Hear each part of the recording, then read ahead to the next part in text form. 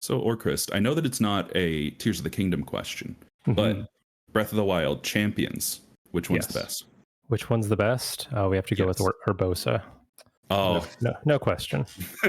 Man after my own heart. How do you feel about Rivali? Is he good jerk or bad jerk?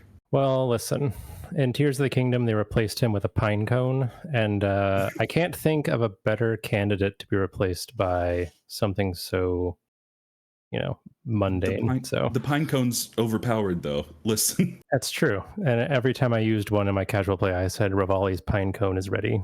So, I'm gonna have to steal that one.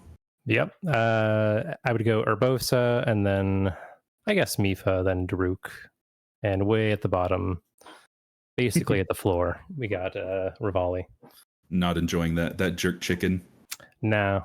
And it became less and less useful as time went on for speedruns. Like, it used to be a pretty big deal. You'd have to do all this very careful Gale routing, but it's just kind of unnecessary these days. So, poor guy. All the confidence, and he couldn't even kill Windblight with a Great Eagle Bow. What can you say? See, I play Age of Calamity. I'll be running it tomorrow. Oh, nice. Eyebrows emoji. Sorry, eyeballs emoji. I don't think there's an eyebrows. Anyway, moving past that. So Daruk is very far at the bottom of my list. He is technically the fastest movement speed character and sucks at everything else. Interesting. Yeah, I've never played those, so that's kind of funny that he would be fast and also bad. He's got like the fastest like lateral movement speed, and also is one of the weakest characters in the game. So of course it'd be maining Hestu, correct? Oh, 100%. The entire speedrun is Hestu. Oh, of course. I like it. We have 4 character slots, and they're filled with Hestu but blue, Hestu but green, and Donkey Kong Hestu. Nice. Are we almost ready to get started?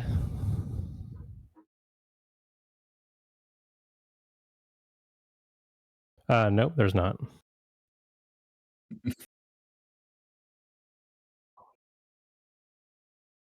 Okay. All right, starting in 3, 2, 1. Okay.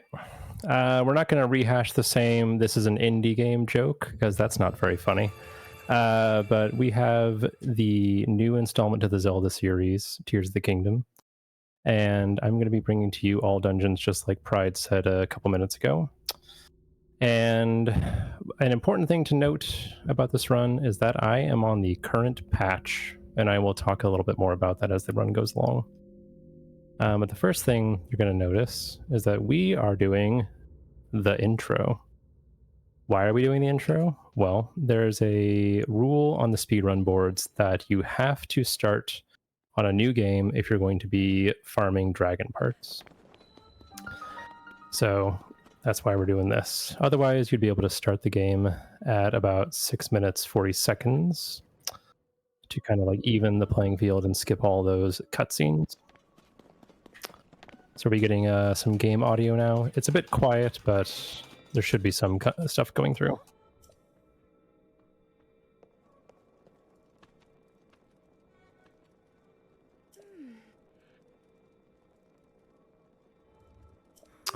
All right, the first things I'm going to be doing are getting through some cutscenes and then jumping past some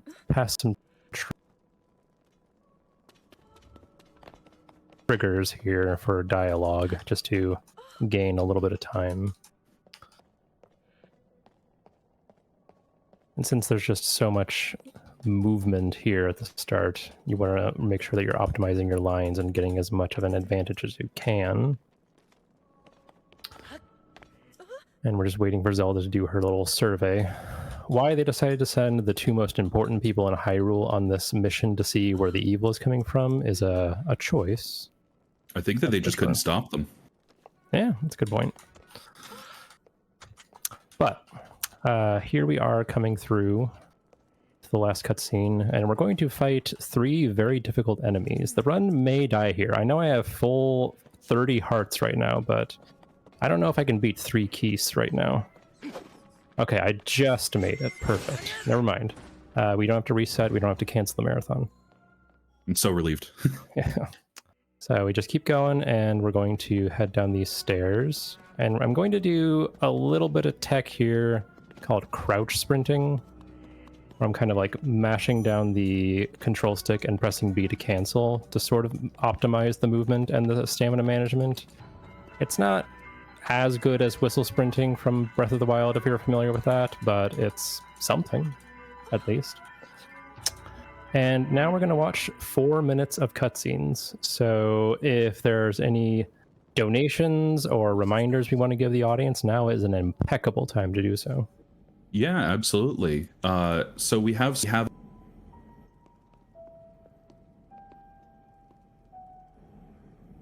an open donation goal for Arrowless final boss fight at the end of Link's Awakening, run by Environat.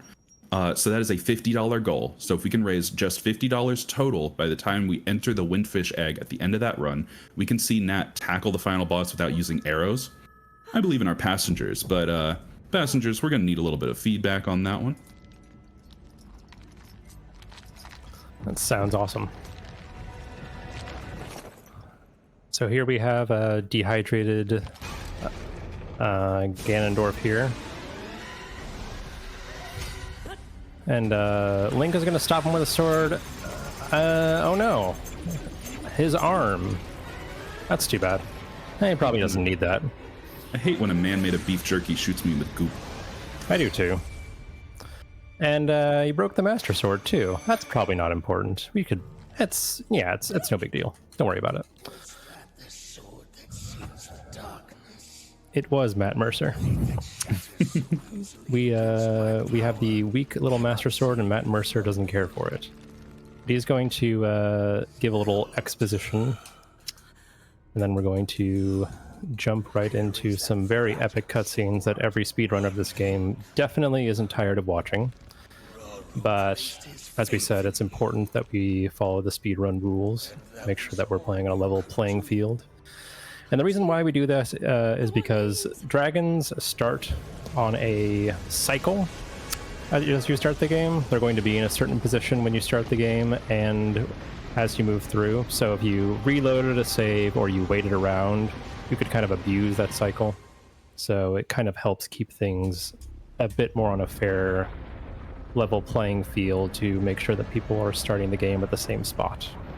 So if you don't mind a little interruption for a very important announcement, we have not only smashed through our first donation goal, but also our second one that I haven't mentioned yet. Let's go. We have a $50 donation from Stuckero, who says, "Let's go happy." We also have a $50 donation from Orcrist Fan, who says, "Best wishes for your recovery." Thanks so much, guys. Yeah, we have $5 from Limga SSB, who says, "Good luck putting this towards Danny Phantom and NASB 2 because Bing Bing Wahoo is funny." We have so many more. They're starting to flood in. Keep coming. All right. We have $5 from Phazon Tunic, who says, "Hey, Happy, I have a lot to give, but you're amazing and wonderful, and I'm so glad I met you.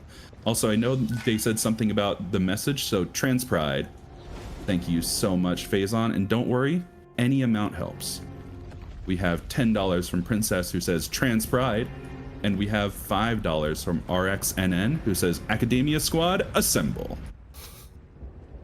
Thank you so much, everyone, for your amazing generosity so quickly. We're gonna need to set some new goals, I think. I think so. If we have a moment, we also met our Beat Mania goal. So we're gonna have Bear Beats Block for Beat Mania, Nice. run by Sparkover later in the day.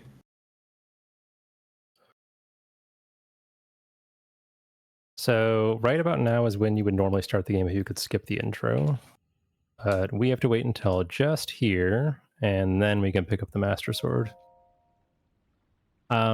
So coming up would be normally the optimal speedrun would do a trick called Cog Skip Skip. Very clever title. It's pretty precise, and it would honestly waste more time than help us right now. I'm not very good at it, so we're going to go for the safer and easier strat that loses some time, but we're going to get this marathon pushing in the right direction. So first thing we do is cut down these vines, and then we activate this first terminal to get those cogwheels spinning on the left side. And what I'm going to do is I'm going to climb in a specific spot and then do some backwards jump slashes to try to get onto the cogwheel, onto a ledge, and then use the spinning cogwheels to boost myself to an upper ledge. So, what we got? I practiced this, I promise. Whatever happens, I promise I practiced. So don't get... Don't worry, every flight has a little bit of turbulence, so... That's right. Alright, so we get over here and conserve our stamina. And then get up to this spot. And wait for the platform to come down.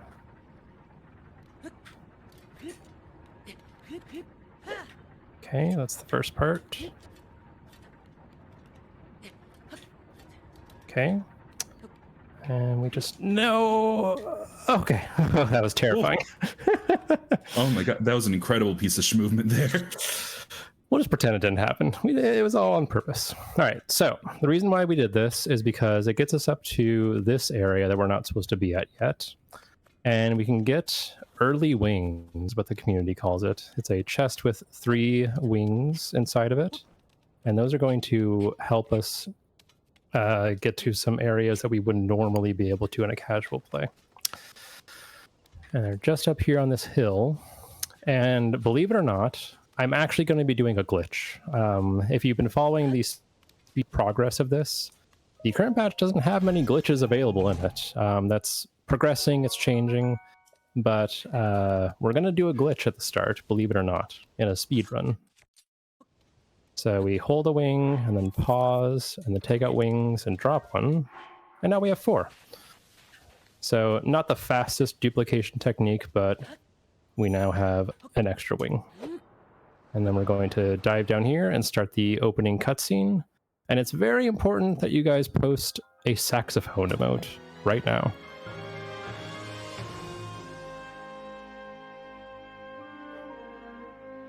Do we all have our saxophones ready, passengers? Get your sax ready.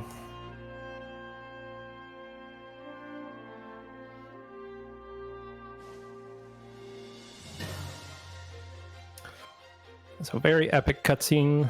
Get to a view of the GSI, Great Sky Island. And it's actually one of my favorite places in the entire game. I'm really kind of disappointed that more of the game isn't like this. But it's a gorgeous area, and the way of getting around is pretty cool. And the first thing we're going to try to do is cancel our dive into a jump slash and try to land on a lily pad below,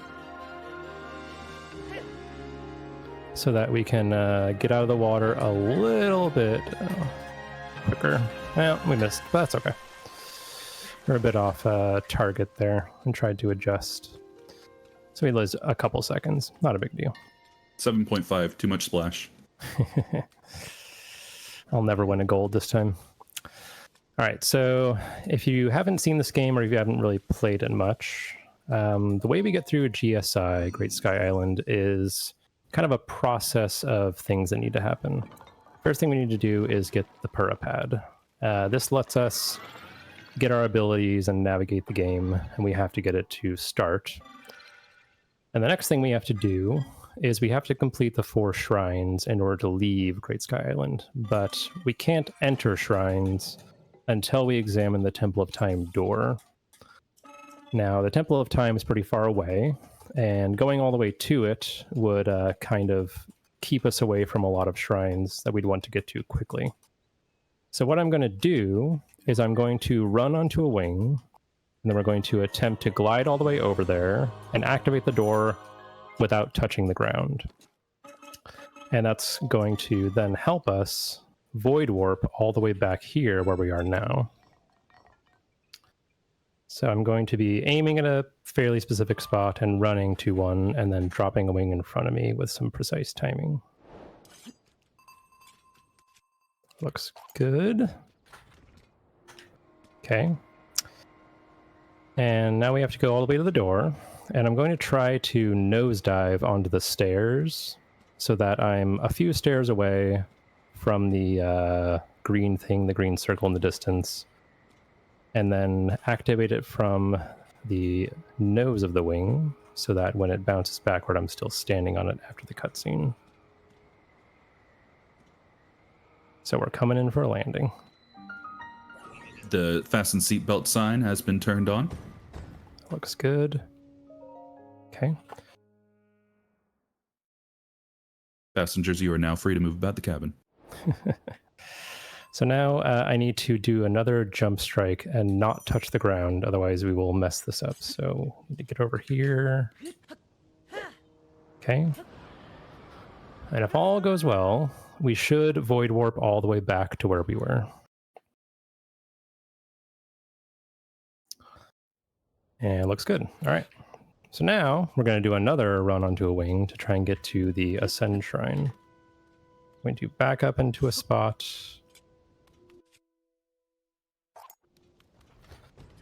And there we go.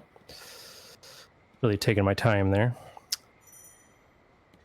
And the next thing we're going to do is we're going to pick up some items that we need for the run.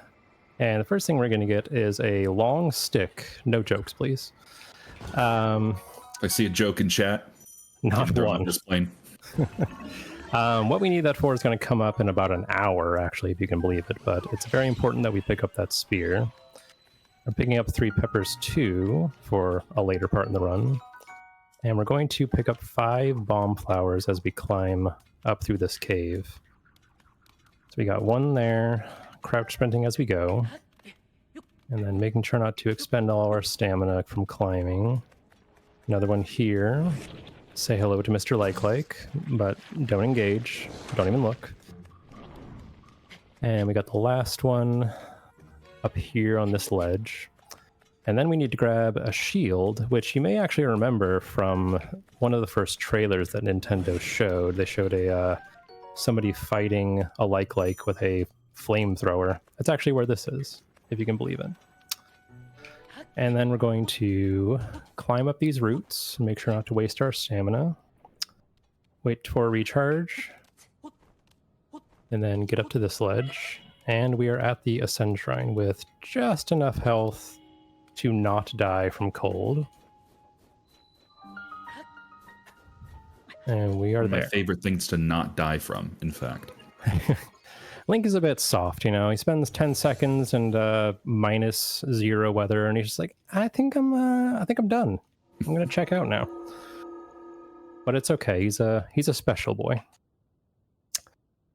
So now we're entering our first shrine, 1 of 4. And now would be a great time for any more donation reads or any reminders, because we're going to be watching a little cutscene.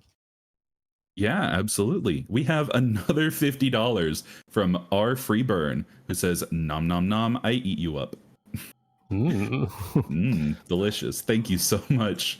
So I believe that puts us, what is the update on our total goal? Like, not an insignificant way there. I believe that it's over 20% at this point, which is incredible. Y'all are all fantastic. Thank you so much for your generosity. It's going to a very good cause. Heck yeah. Thanks so much, Freeburn. And thanks for watching, everybody. This means a lot for you guys to be here. So the first ability that we got is the Ascend ability, which I think is one of the cooler ones. It has a lot of unique possibilities. And as you'll see in this run, there are many spots that the devs just did not realize would break their game so hard with Ascend. So looking forward to showing that to you a bit later in the run. But what we need to do now is not die, because we're going to come out to an enemy that is a bit of a sniper. We're going to run near him because he doesn't have as great an aim at close range. He's more of a long range guy. Then we're going to quickly get out of the way before he shoots us again. And get over to this platform. And then line ourselves up to get up to the next one at the quickest available moment. And that's our first shrine. Cool. So after taking care of that, the game kind of forces you to sit through this long cutscene of Rauru and what is her name? Sonia. Sonia.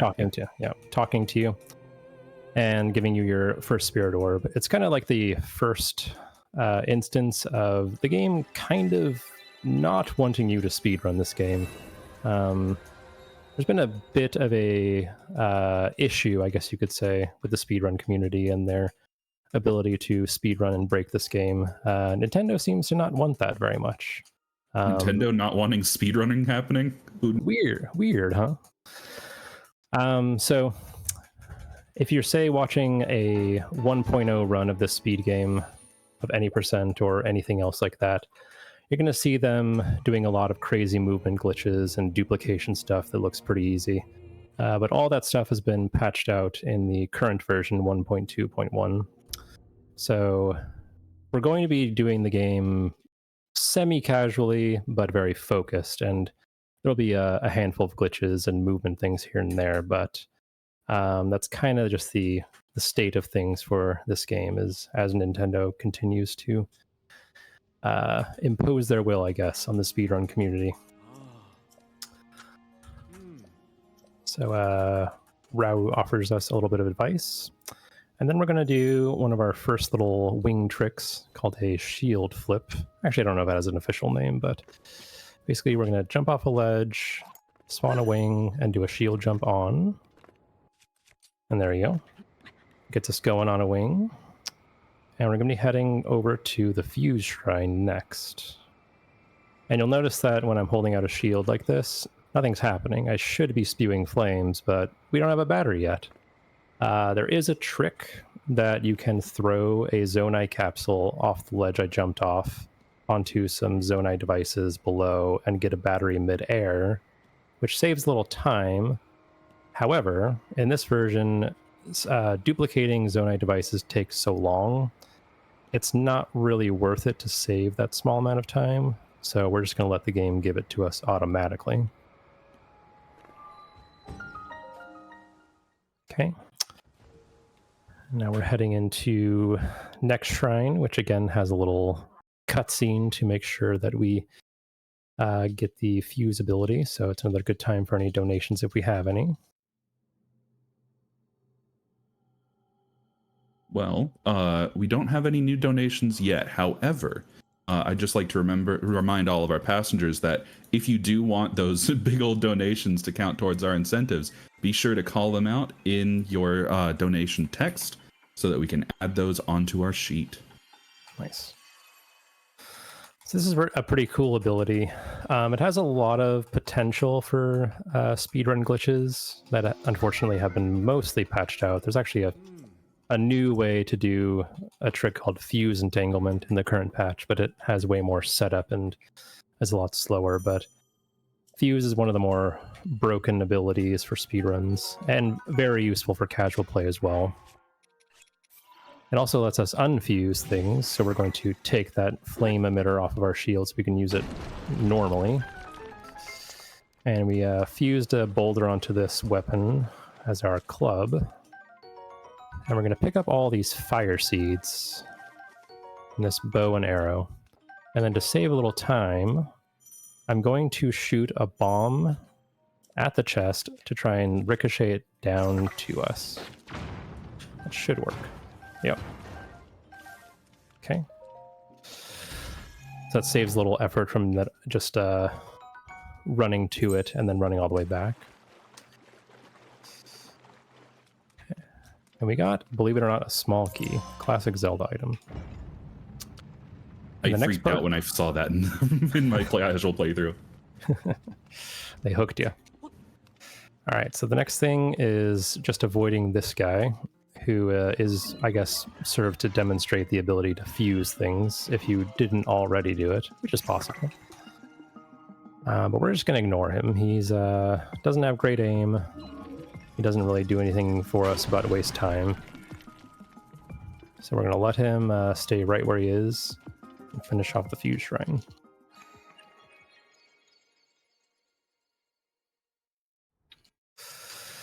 All right, so what I was talking about earlier with that trick to get a battery, if you get to this point in the game, completing 2 shrines, and you haven't gotten a battery yet, the game will just give it to you.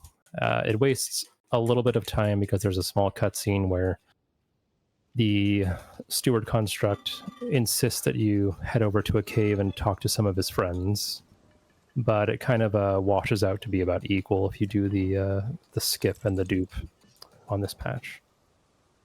And this is one of the more chill segments of the run that I really enjoy after some kind of nerve-wracking tricks to start. We're going to take a pleasant little stroll across GSI to get to the Ultra Hand Shrine.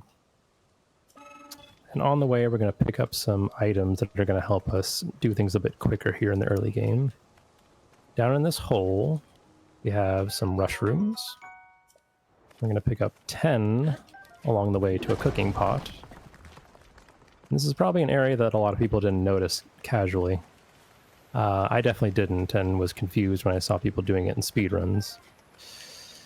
But it's a little underside ledge behind this waterfall.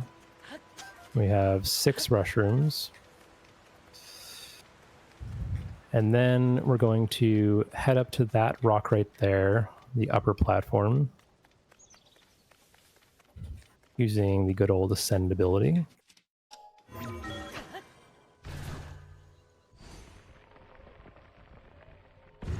And there's 4 more over this way, just past these rocks and on kind of like an under and a rock outcropping. And we sort of use the Rauru ghost as sort of a visual cue of where to go next. Go over there. And they're just sitting here below the ledge. And to save a little time, we're going to knock them down with arrows, which also we can just collect back, because this game is friendly that way. And then we're going to definitely cook the mushrooms and not throw them on the ground, because that's a thing. This gives us 2 speed foods at level 2 for 5 minutes. And we're also going to cook the chilies, because it's a convenient time to do so. Save that for the Wind Temple. And I'm not eating it just yet. You may see people eat the speed food right away to save time.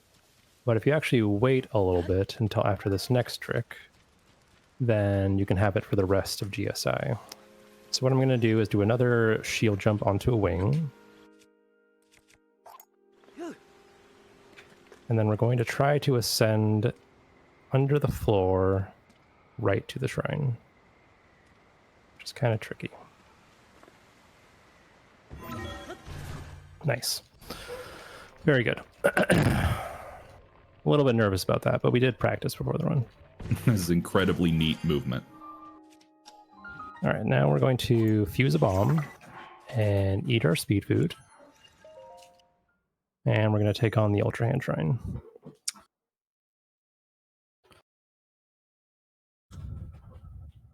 Now we got a little cutscene here, so feel free to jump in if we got any more donations or reminders to list off. Otherwise, Yeah, I should go for it. We have a couple of questions in chat about bits and anything else. So bits and Twitch donations will not, none of that will be counted towards our final total, but all of your support is very welcome. Anything that y'all can give. All right, so Ultra Hand is maybe the most relied upon rune in the run, both casually and speedrun wise. It's basically just Magnesis plus. It's lets you glue anything and everything together to make vehicles and structures to move across, and just in general move things at will.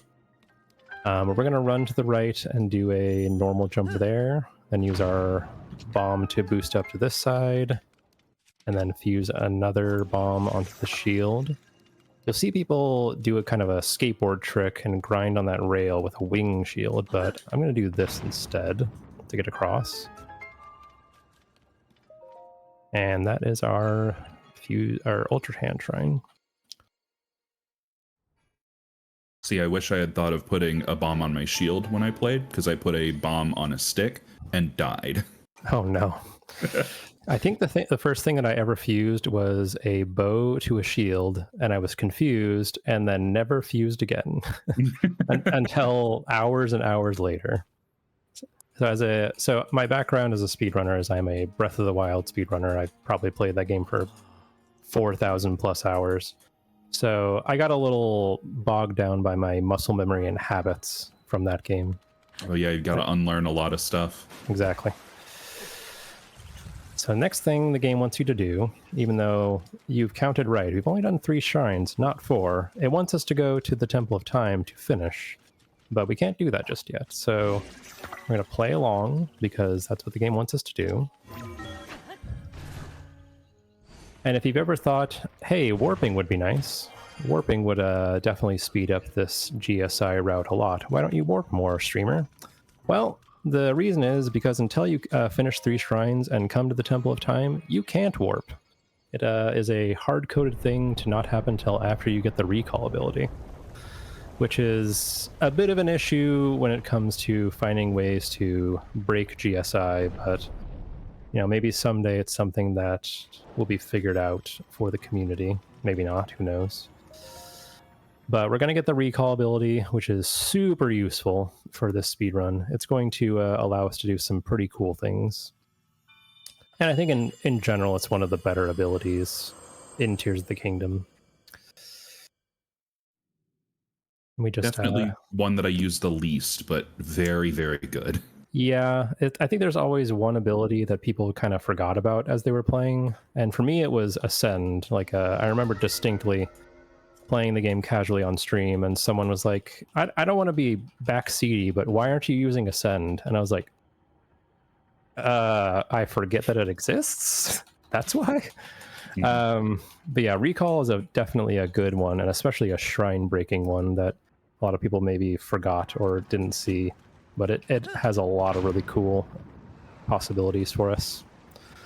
And we're going to use another bomb jump to get up to that ledge and skip those cogs, because nobody wants to play with those things. And then we're going to chicken out of pushing the door, because it's just too scary. It's just too scary. And then Rauru is going to very graciously teach us that warping exists, because nobody knew about it until now. And he's going to direct us toward the 4th and final shrine of GSI.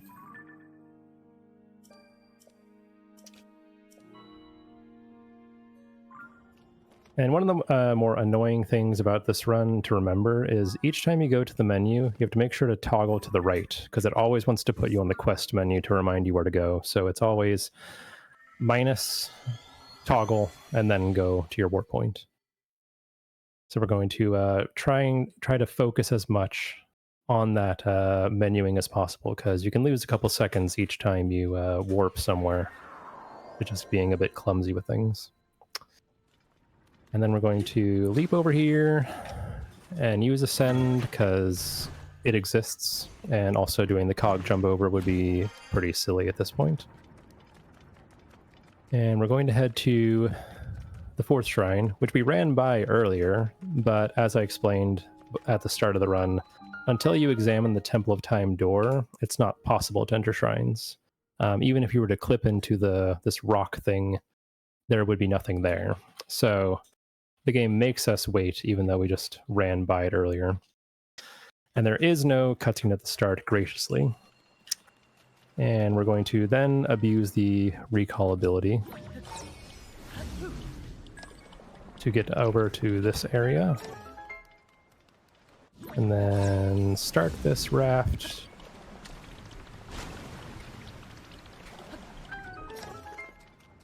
And then make our way over to this puzzle in time for these things to align.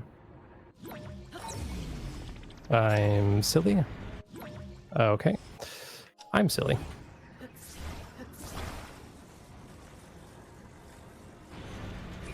And we'll just use Ultra Hand to back it up, because we were a bit too antsy there. Several ways to complete a puzzle. That's right. The old new Zelda spirit. All right. So now that we are done with these 4 shrines, believe it or not, we're going to do a glitch. Yeah, that's right. A glitch. There's a little thing called midair throw duping, which is at the moment the only method that we are aware of to duplicate materials, at least efficiently. And it's only one at a time and a bit tedious to do. But what we're going to dupe is going to make life a bit simpler for us for Zonai devices. And the first thing we're going to get before we start is a fish. This item is actually required to complete the run, believe it or not.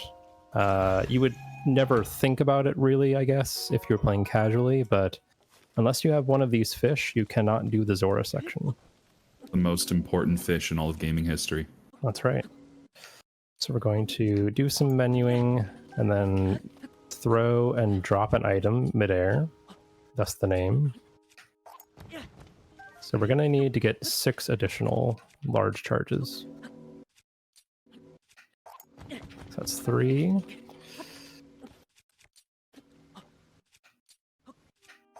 4.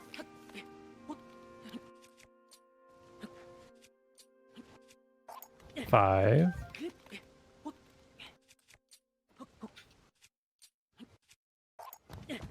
And 6. All right, just check. We're good. Okay. So we duped an additional 6, and then we're going to head to the Gachapon machine, or Gashapon machine, I guess, which is going to dispense some Zonai devices for us for the entire run, so that we don't have to worry about collecting individual charges and hoping that RNG saves us. Glitches and gambling. I know. A bit of a disgrace, really. But most immoral speedrun. That's what we must do. We're also going to pick this small charge, because we're going to visit 2 machines throughout the run, and that's just going to help improve our chances of getting what we want. And we're also going to get these archaic greaves, I think they're called, to protect us from the cold of this area, and from future areas too. And you're going to see just how nice it is to put at least 5 large charges, something that probably a lot of people didn't do in their casual play, because you get a lot of devices doing this. As a confession, I duplicated. I used the dupe glitch in my casual playthrough, and I did this in every single one. It's so much fun. How dare you? I know. I don't blame you. It's the most useful thing to do, because duping Zonai devices is pretty slow, and it's limited to 10, I think. I'm not really sure exactly what the limitations are of that one, but this gives us everything we need for at least the early game. And then we're going to grab this wing, because it's free, and put it below us and just walk right on. Okay. And then I'm going to fuse another bomb onto my shield. And we're going to commit a crime. I'm very sad to say. There's a construct over here that has some parts I want, and I'm afraid that he can't live. So if you know the song Grandma Got Run Over by a Reindeer, I've put it in your head. I'm very sorry. Yeah, but, it's there now. There's nothing to do about it. So we're going to crush him and grab his sword and shield, and then the small parts that he drops for the Gashapon later. My gosh. Gambling, cheating, vehicular Murdering. manslaughter. Yeah. What? It's a bit disgraceful, but all in the name of speed. And then I our don't think last... that's admissible in court. Not yet, anyway. Your Honor, I was trying to go fast. Exactly. Mr. Miyamoto will understand. All right, so as another required step to completing GSI, we have to get another heart container to survive the door push. And then we'll be basically finished, and we can move on to the next phase of the run.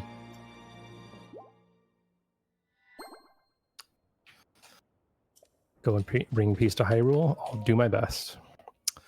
And we simply push and get baited into death. And all we have to do next is just run across the platforms, which this is why I saved my speed food earlier, just to make this movement a bit quicker.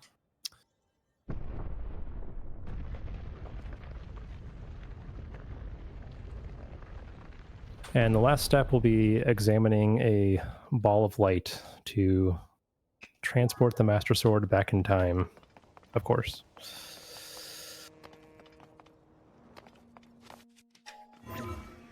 Oops. So we use the Ascend there. I think ideally it would be nice to have a wing there, but this doesn't lose that much time. And shield flip over here. And that is our time on GSI. Okay. So now we're going to be heading to Lookout Landing to start the next phase of the run. And we have 24 wings, which is very nice. And you can see it all the way down there.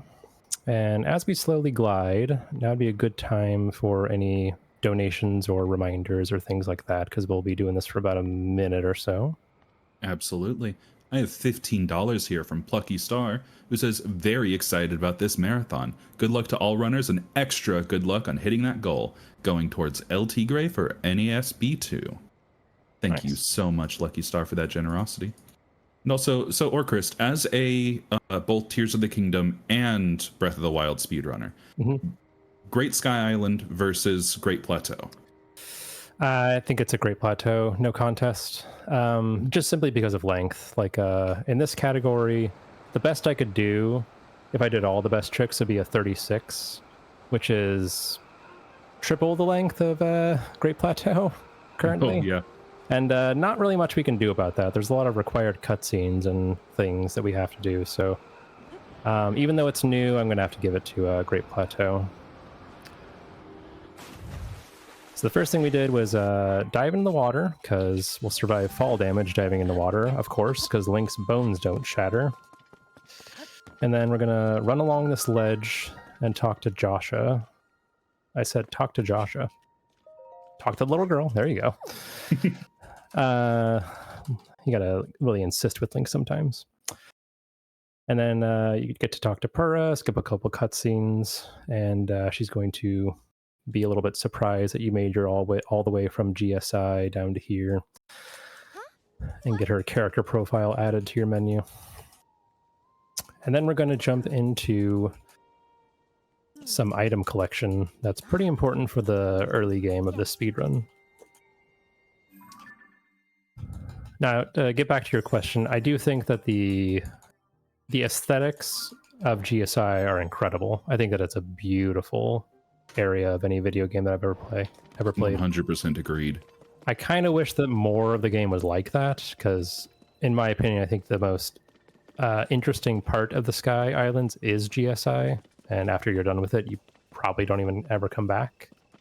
So that's a bit unfortunate, but I do think that aesthetically pleasing and just the vibe of it is just beautiful. Yeah, it has the Skyward Sword problem of the initial sky area is very interesting, and the rest is not as interesting. Right. Yeah, that's a good point. So you saw a moment ago that I picked up a mop, which, believe it or not, is very important. And we also picked up a pot lid and a traveler's spear, which, again, very important. Also, another underrated detail is I'm not going to run into that shrine. Yesterday, I had a practice run that I ran into the shrine and handed myself 40 seconds. And I missed PB and world record by about 40 seconds. So let's not do that ever again. We're just going to continue our way over to Hyrule Castle, because we need to go talk to a soldier as assigned by Purah. And we're going to find a diamond inside of the castle first, because that's going to give us kind of a overpowered weapon for the early game.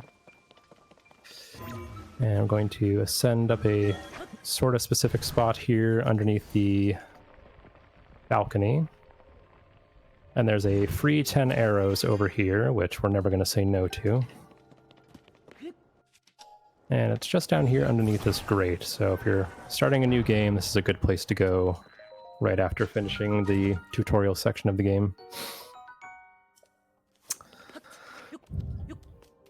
And then we're going to ascend out immediately and make our way over to Haas. Skyward Sword, not bad. Skyward Sword, good. Prince. And Haas is up there, up on this, the top of this guardhouse, and we're going to use Ascend to get there a bit quicker.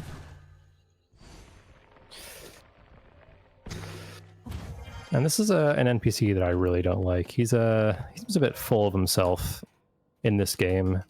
And I've speedrun Breath of the Wild 100% before, and where he fits into that is he wants a picture of Kilton, and when you do it in the route, you don't really have much of an idea of whether or not the picture worked until you get to him. So he may decide he doesn't like your picture, and you're going to get an extra minute and a half on your time. Jerk. But we only have to talk to him for a second and make sure to advance the quest so we can get the paraglider. And we get a faint glimpse of Zelda, who's definitely real, and definitely the real Princess Zelda. And then we're going into light. Only the real Princess Zelda would turn into a ball of light. Yeah, exactly. I don't know any other balls of light.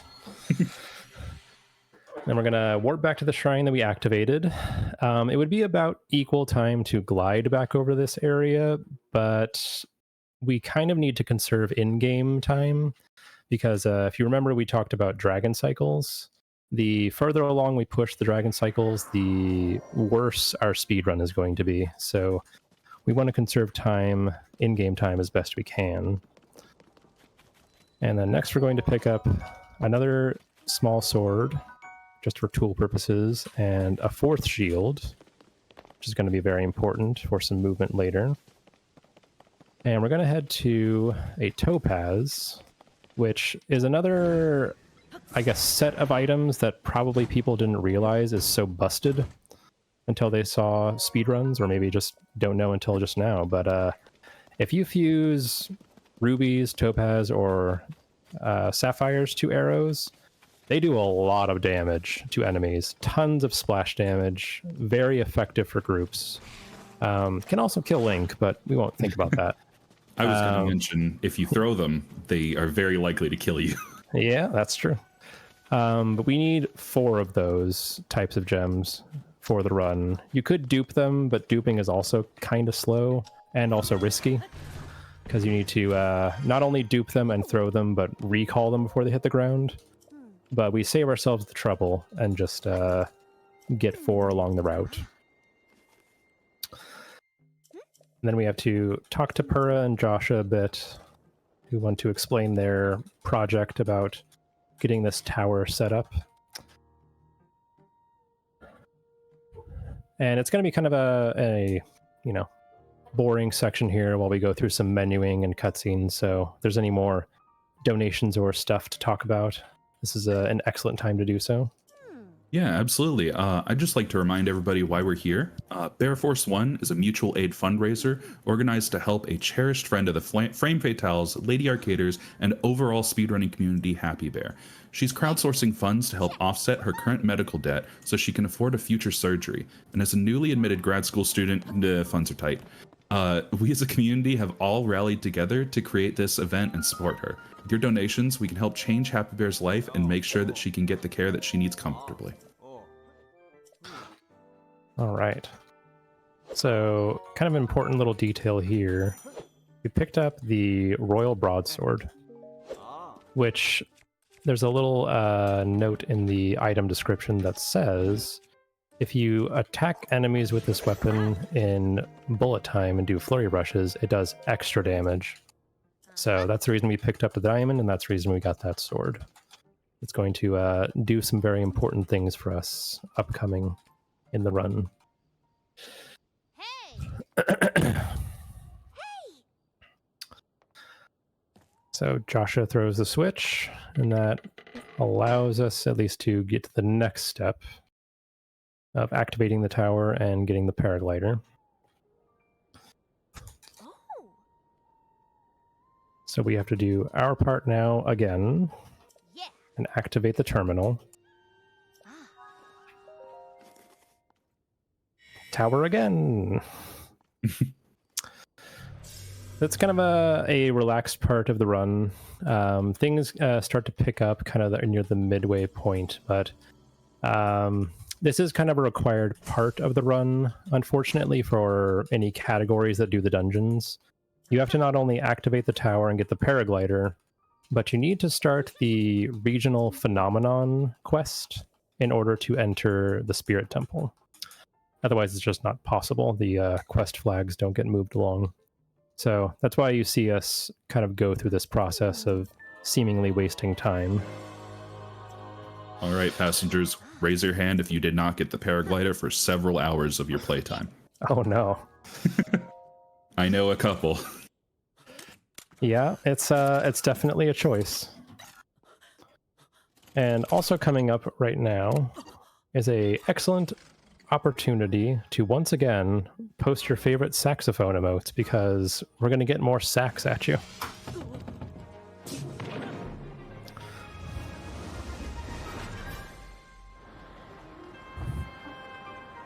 I personally got it right away. Like after I followed the steps. I was a good little gamer.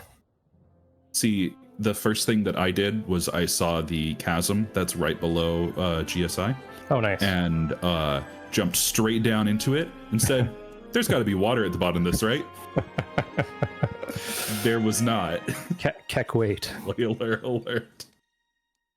I think that was one of the biggest WoW moments for me, casually speaking, was diving off and there being no loads and going all the way to the surface. I thought that was really amazing. Yes, 100%. This game is so well made. Yeah. So here's what I was talking about. Normally we would just continue, or at least logically we would continue, but we need to go talk to Pura again. Otherwise, we won't advance the quest to Regional Phenomenon and then can't enter Spirit Temple. So we dive right down on top of her and talk to her again so that she can tell us what's going on. And then we're going to continue on to our first dungeon in Rito Village.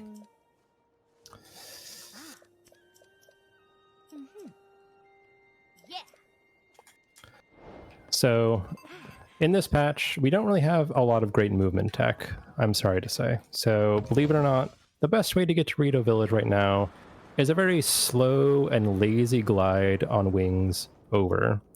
So to kind of help ourselves out here, I thought we would have a little traveling music.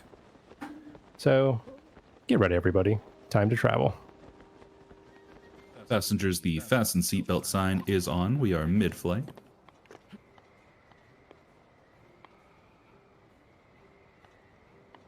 $10 points if you can name the song.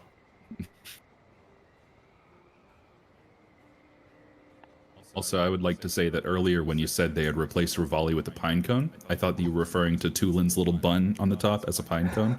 I thought that was adorable. And then I realized you were talking about a physical pine cone. I was like, you know what? Yeah. You can't hear it. Oh no. I don't hear it. What if I turn it up?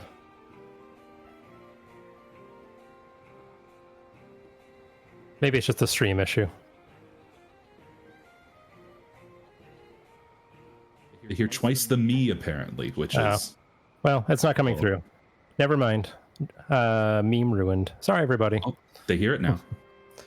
Oh, now you heard it. Oh, okay. It just needs to be louder.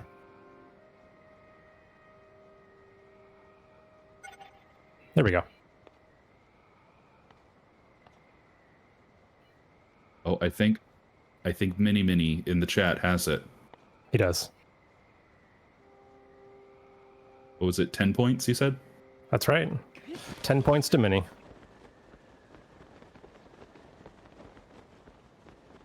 Oh, I have it muted. I'm so silly.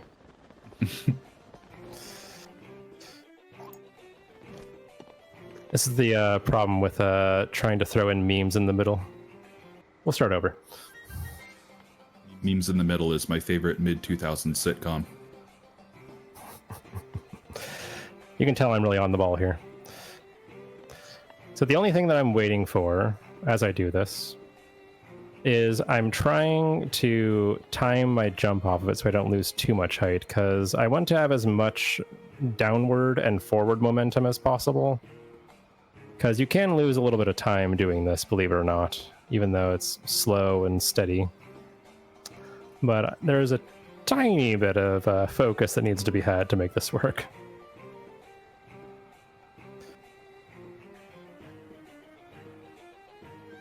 Oh, got a little, what are those called? Star fragment? Yeah, star bits. No. Any bits? Any donors? Alright, so we're just counting the flashes when they go fast and jumping on the 7th one. Very technical, I promise. I mean, speedrunners and counting. That's right.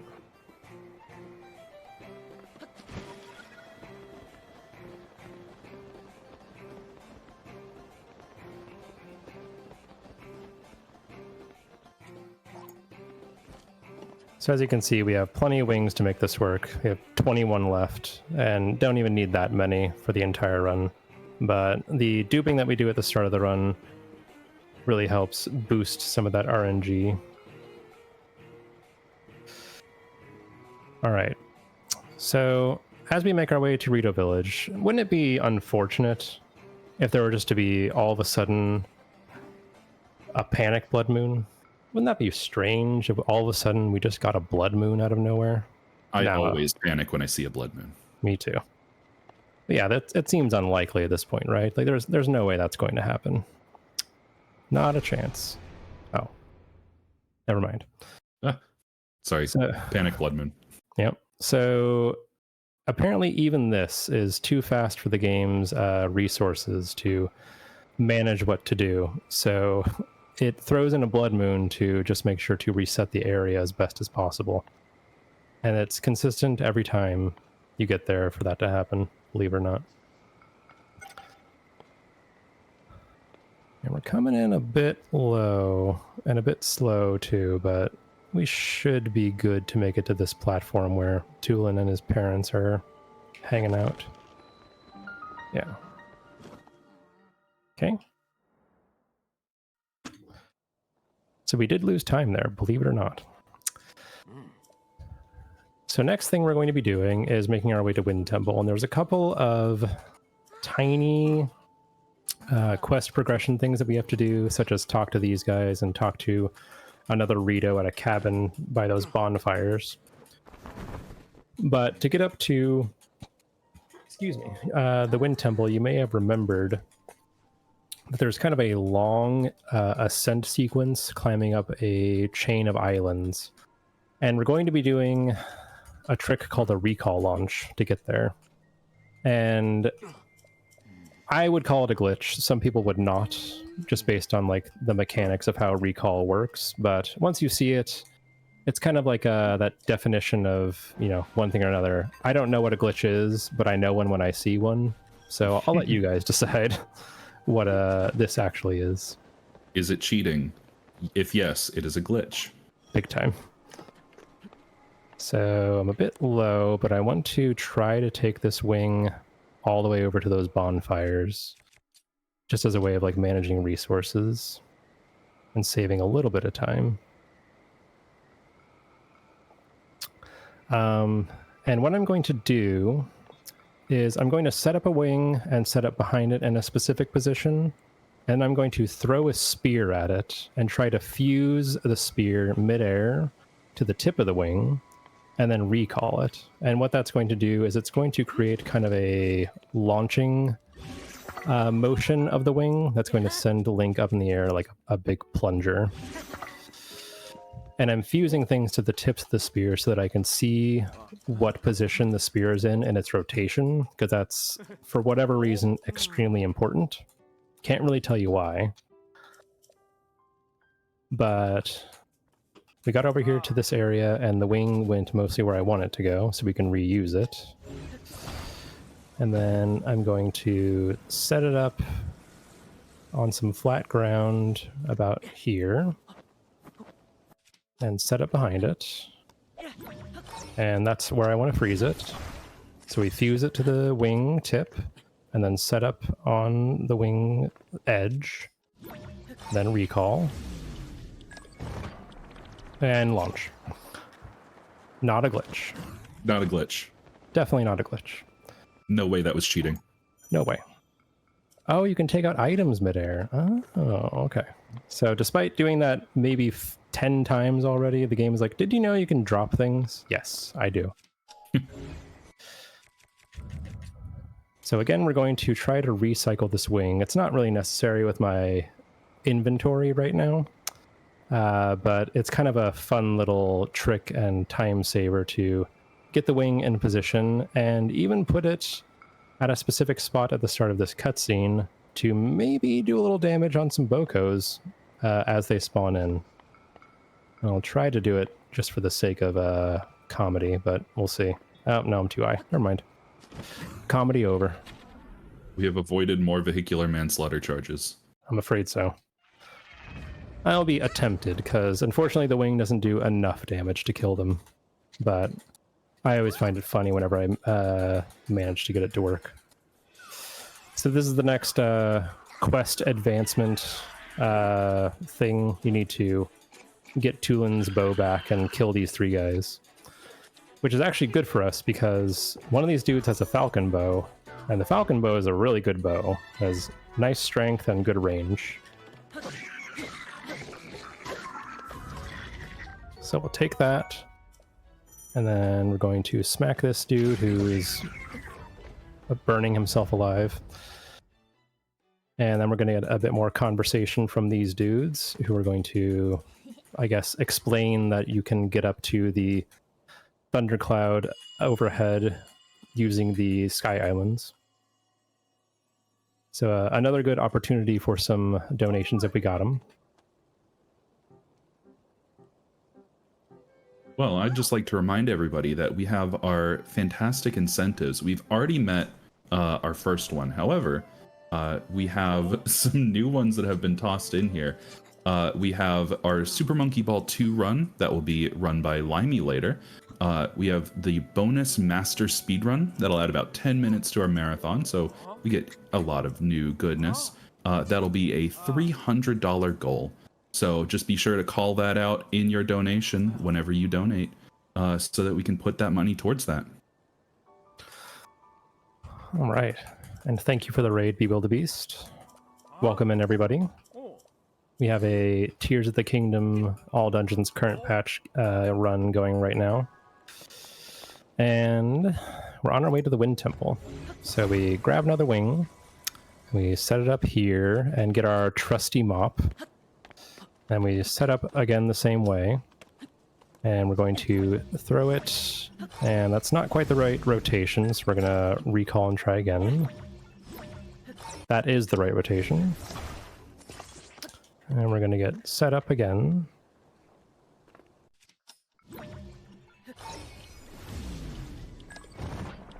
And we go up to the next quest area. It's like a pinball paddle.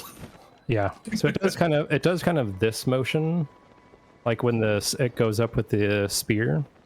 So you're standing just on the tip that flings you upward.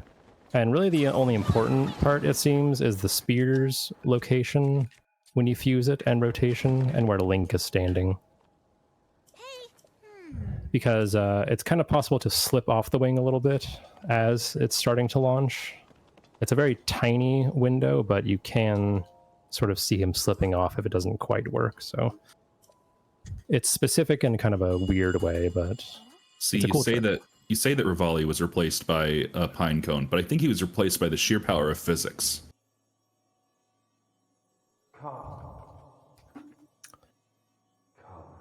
All right. So the game has asked us to meet him up there at the top of the cloud. We're going to make no innuendo jokes, because this is a Christian stream after all. And then we're going to head to our next launch spot, which we could do it from here, but the issue with doing that is we're directly beneath the Wind Temple. And if we did that, oops, ran out of stamina, we would bonk the cloud and it would fail. So we need to kind of get some distance going the other way.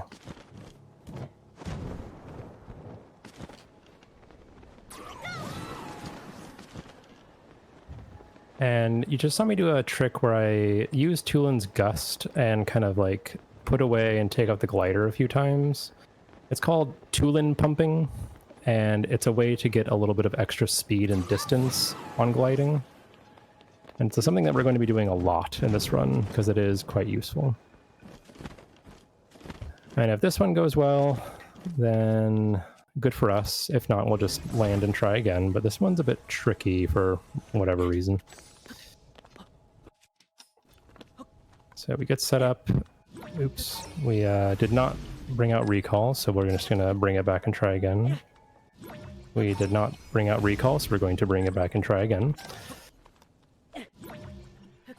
That's the wrong rotation, and a bit far.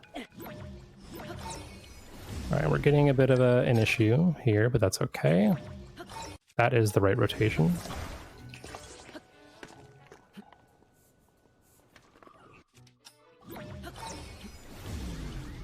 Okay. I don't really trust that, so we're going to land and try again. That's a bit low. And we're making sure to get down low before we cancel, because these things could despawn on us. That unfortunately can happen on this one. Again, hard to say why, but it just sort of seems to work out that way sometimes. So we got the right rotation. I don't want the camera to do that. Okay.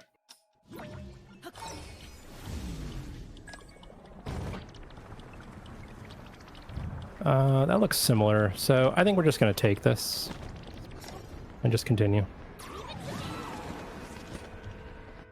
And we need to eat our cold food because it is too cold right now.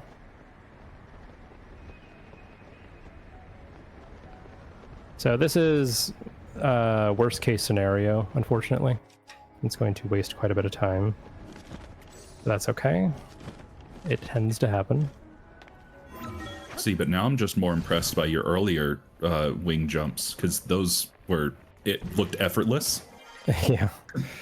Yeah, I've put a lot of effort into trying to understand how it works and what makes them work and fail, and I wouldn't say that I've cracked it necessarily, which is a bit concerning, but, you know, not a huge deal. We'll get there eventually. See, as speedrunners, like, our entire goal is for people to not see all the work that we put into it. Exactly. Which is wild. Yeah, we have to maintain that illusion that we're just special and can do things without trying.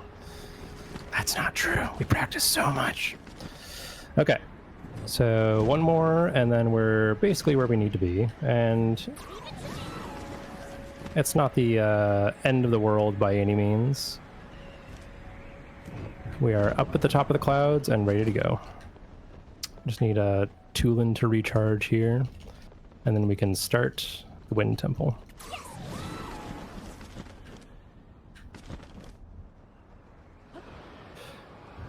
And here's where things start getting fun.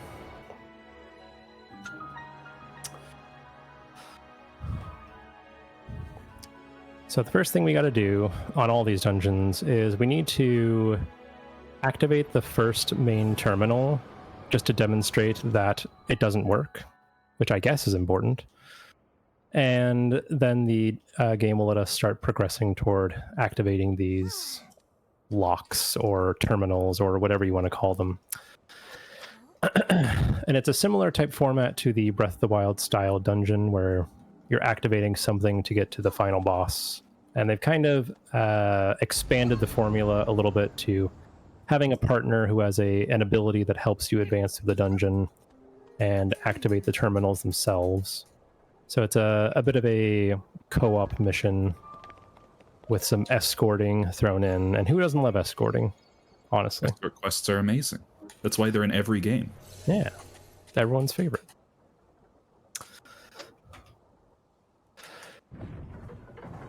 Okay, so as you can see, this fails, and then a voice in our heads will tell us to open the rest of the locks and to feed his birds, I think are going to be his exact words.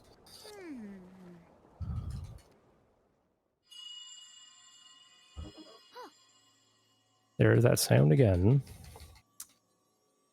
Brave fledgling. See, I'm just very entertained by the fact that Link was freezing to death in seconds, and now he's put on pants. No shirt, but now he's fine. Yeah. So He's got everyone a... knows. If you eat some spicy peppers, you can survive anything. Yeah, it's the shins where you lose all your body heat. That's where my heart is. It's in the shins. I won't say which one, you know. For security reasons. Yeah. So he asked us to feed his birds.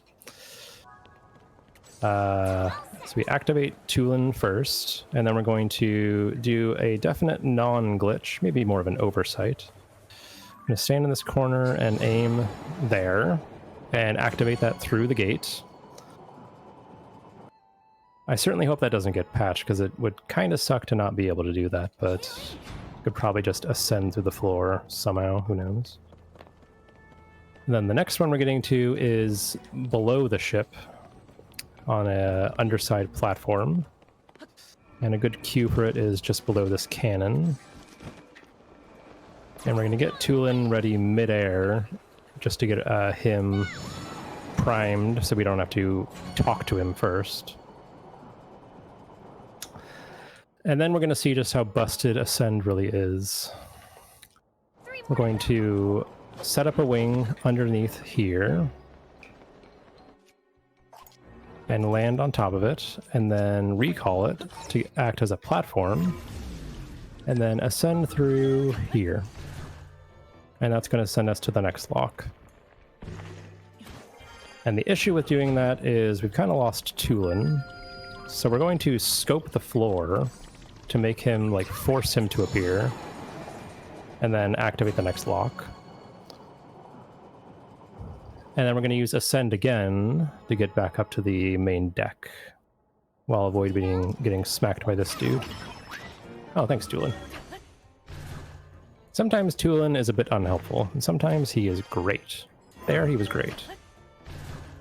Tulin's a real one. He is. And this next one, we just need to grab this icicle and fuse it to this lever. He is once again being a bro and headshotting that guy, so he doesn't shoot us. And then we need him to come over here and activate that lock. And then we just have one more.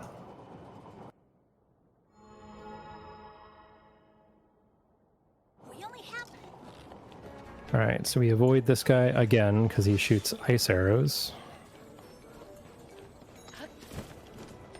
I want a little bit more stamina than that. Okay.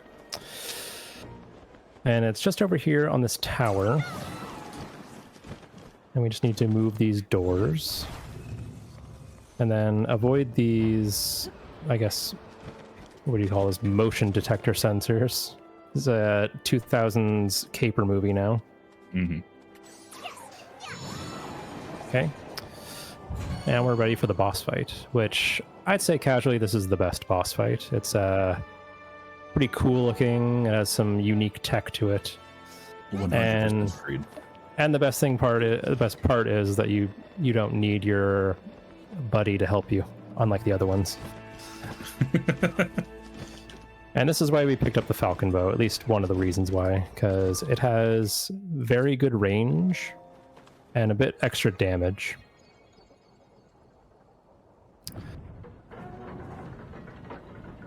Yeah, I'd agree. Ganon's pretty cool too. One of our passengers has mentioned the music. Very, very much agree. The music for this boss is incredible. It is. And we get to hear a little bit of it too. So we'll dive down first and then fuse a fire arrow. Take out one. And then as he's coming over, we're going to do another one. And then as it tries to flee, we are going to do another one. Cool. So that gets us through phase 1. And then phase 2 is pretty much the same. We just need to Gently avoid the tornadoes. I don't know if I've ever been hit by these cyclones before. But it's pretty useful to use these fire arrows as a means of breaking those ice shields when you don't really have a very strong bow.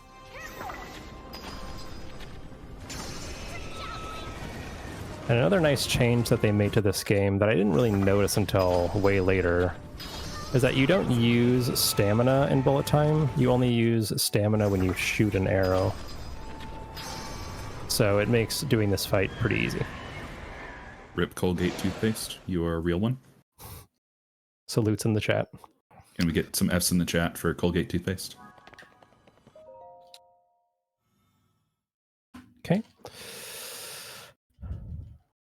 So kind of a minor note there that I was checking was to just see what in-game time it was before I finished the dungeon, because that's going to kind of dictate where we go to next. We're going to be doing a section that farms the dragon, and as I mentioned at parts of the run, he's on a continuous cycle. So if I were a bit late there finishing the dungeon, I would go to the dragon now, but I'm early, which means that I will be heading to Zora's domain first.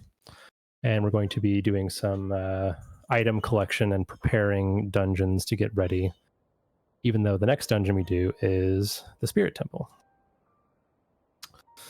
And while we have a minute of sitting around in cutscenes and going through dialogue, it's a good time to read off any donations or give any reminders to chat if we have them. Yeah, absolutely. Just as a reminder, we still have a couple of bid wars that are open right now. We have Kirby's Dream Land. That is going to be our Pride flag palettes.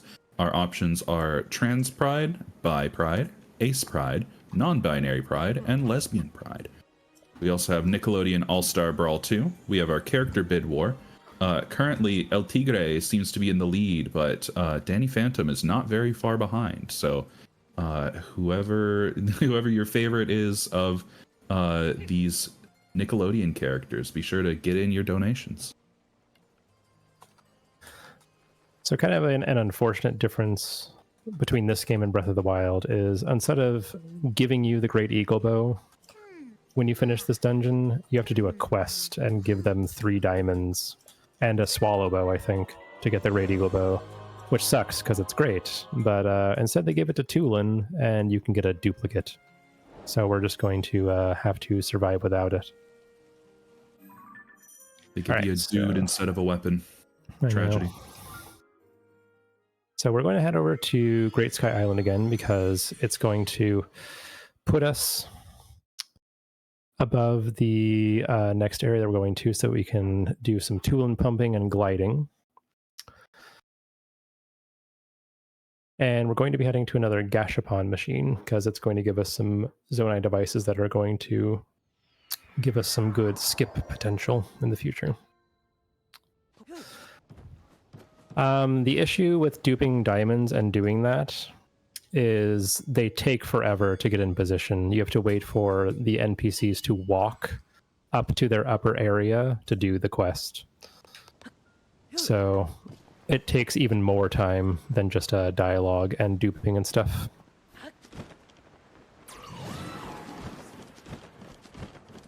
Nintendo says no to cheaters. That's right. All right, so we're doing a little bit of stamina management here.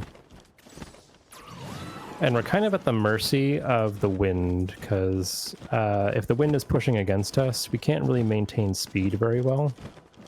But we're hoping to get all the way down to the machine below.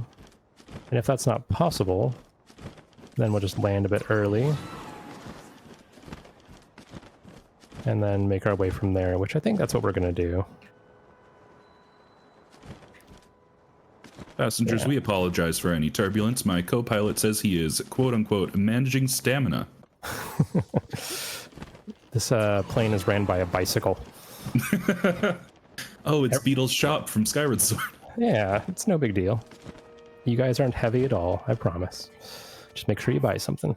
Mm-hmm. All right, so that's why we have a couple extra large charges to give ourselves a bit better of a a draw here. And we're hoping for a fair number of springs from RNG, and it looks like we got it. Springs are going to be one of the more useful items.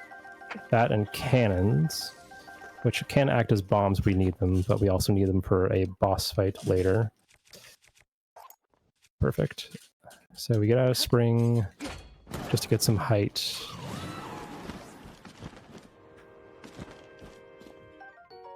And we're going to get some dazzle fruit, which are pretty important for an upcoming thing I'm going to do, and for a skip later on in Lightning Temple, which, as a bit of a teaser, is bad. I do not like it, but it is necessary for saving a little bit of time. And we're going to fuse some rocket shields, because these are pretty useful, since we have to play mostly glitchless and without any cool movement tech. And we're going to unequip them just so I don't accidentally use one, because once you start one, it is used, and that is bad. And then we're going to make our way toward Zora's Domain. And on the way, we're heading over to, I don't know the name of the island, or the mountain, but it's the former perch, I guess, of Vah-Ruta, where it was taking aim at Hyrule Castle. And it's now the home of a couple of Lizalfos who have 2 swords that are going to make life very nice for me, if I manage to steal them, that is. Is it Ploymus Mountain? Is that the one? That sounds familiar. Yeah. We'll go with Polymus. Because I know that from Age of Calamity. There you go. So yeah, we're just using a wing to manage stamina. And it's kind of unusual I got rain here. I don't think I've ever seen rain at this point in the run, but it's not Polymus. Maybe Polymus is the big one there. I'm not sure. Oh, it's the one with the lion. Yes, that's correct. Yeah. Yeah, that sounds familiar. It's definitely a word. There's no question about that. Polymus is... Go ahead. It is probably made of letters, correct? Yeah. All right, so... The reason why we got Dazzle Fruit is you can stun just about any enemy with these and blind them for a minute, which makes them drop what they're holding, which is very nice. So... I'm going to shoot this at the ground. And then try to pick up that one before he picks it up. And we got it. Cool. And then we're going to use one of our new rocket shields to quickly escape. And then we're going to head over to some splash fruit, which is another very useful minor item, and not necessarily required. You could use an opal fused to an item to use a water elemental attack, but for us, these splash fruit are pretty nice. Okay. And we'll get 6 of them just for some safety. And pull out a spring just to get some height. And then we're going to finish off by tool and pumping back to town, or not back to town, to Zora's Domain. So you can see it gives us a little bit of extra speed when we do that kind of glider and putting away and pulling away. But I think we got some headwind coming, which is making things a bit annoying, but all we have to do is just wait for the recharge. And then clean off this statue. And we're going to talk to Yona, who's the first person that unlocks the Zora's Domain dungeon sequence. And they pull us through a conversation here. And by the way, a bold move putting this statue in place of the Mifa one, because it's a bit suggestive if you ask me, but it's not my domain. They can do whatever they want. Listen, I'm not here to judge anyone. He wanted to memorialize his boyfriend. That's what can you say? That's right. I have to feel like the developers decided to marry Sidon to somebody just to shut the door on him and Link getting together. It feels intentional. I very much also felt that way, but then I also didn't feel slowed down. Yeah. I think that if it's going to happen, it's going to happen. Yeah, love finds a way. That's all we know. Enjoy class, Happy. We will maintain the fort. All right, so on our way up to talk to Sidon, we have to take care of a couple things. One is collecting Fleet Lotus, and running out of stamina was not part of the plan, but it sure did happen. And then we're going to ascend through the floor and hand over some arowana to Yona for healing, and healing only. It's medicinal arowana. I didn't write the game. They did it for me. I never said it out loud. Yep. But this is what I meant when I said that this fish was a required item. If I don't have this fish, I'd have to go find one, which is sort of a bummer, but as long as you don't eat it, you're good to go. And she's going to then give us the Zora armor, which is very useful. You know that whenever Miyamoto was making Green Zelda, all he was thinking about was that cash money and arowana. Yep. And condolences out to Snoop Dogg, who's just announced that he's going to quit smoking. Oh, man. Tough times. All right, so we got our Zora armor, which allows us to ascend waterfalls both midair and from the ground, which is a pretty cool change to this item. And we're going to be picking up more Fleet Lotus seeds for a total of 8. Because those are going to give us speed food for the rest of the run once we get the dragon parts together. Okay, so that should be 7. And there should be 1 left.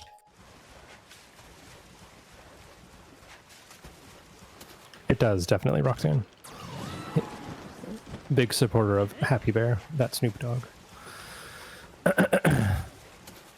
Snoop Dogg believes in Happy Bear. As do I. So here's the last one. Okay. And they kind of changed the mechanics to make it harder to drown by loss of stamina in this game, which is sort of nice, but I guess I have to be a little bit careful. There's also a free topaz here that we're going to use for the end of the game, so we might as well grab it.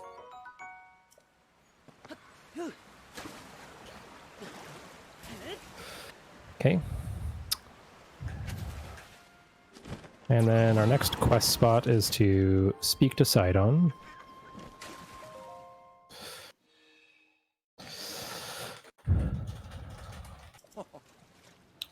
And go through some of his dialogue, and then we're going to do a couple of important things. One is create a warp point, because after we're done with King Zora, we're going to be leaving this area, and if we don't have a warp point, that would be bad.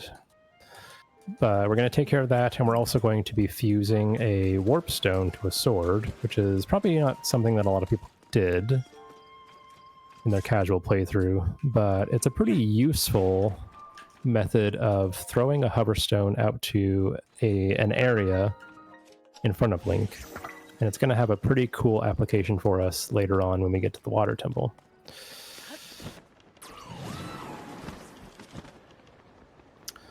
So then we tool and pump our way over to the next area, which has a monument, I guess, that's been exposed by fallen debris or something. Really hard to say. And making sure to not touch the ground, because then we lose time. And we're also going to not miss this shot on this sledge here, because that would also be bad. I would like to grab that. There we go. And we just need to place it in its spot, and then talk to this guy. And that moves the quest on to the next part, which is talking to King Dorephan. Love Mario Sunshine. Me too. It's a pity there's not enough graffiti to clean up, but yeah, there you go. Yeah. We're going to quickly ascend up to the top of this cave just for a little bit of height.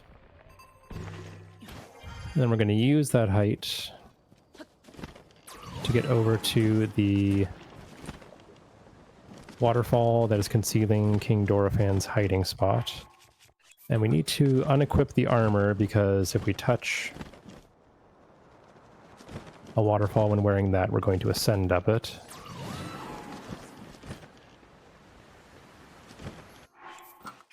And then put it back on, and then ascend. I said ascend. There we go.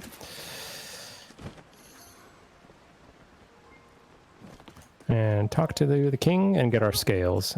And then we reach our dragon farming sequence, which he's not in a great spot at this moment, but if I had gone to Farosh after the Wind Temple, he would still be inside of the chasm of the desert, which would be extremely bad for routing. So we wait until this later time, and Farosh being a bit further down the path. Okay. And we warp back to the Fuse Shrine, and it's going to put us near some fairies, which I'm going to get more fairies than I normally would get because this is a marathon one run. We don't make sure that nothing goes wrong, but I would typically get 2, but we're going to get 4 just to be safe. Well, no, we'll get 3. We'll get 3. 3 is going to be 3 is perfect. Trust me, I'm a professional. Yeah, I can even say professional. I'll trust you, but it's tentative trust. Don't mess it up. Don't mess this up. All right, so it's over on this island. It's called like Southern Hyrule Archipelago or something. Conserving our stamina and giving Tulin a chance to recharge.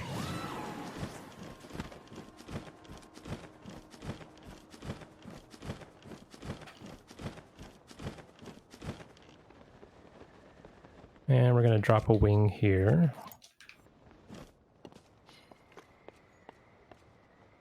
Just for you, I'll get 4. Just for you guys. It shouldn't waste much time. It's not a big deal. Just for you, passengers.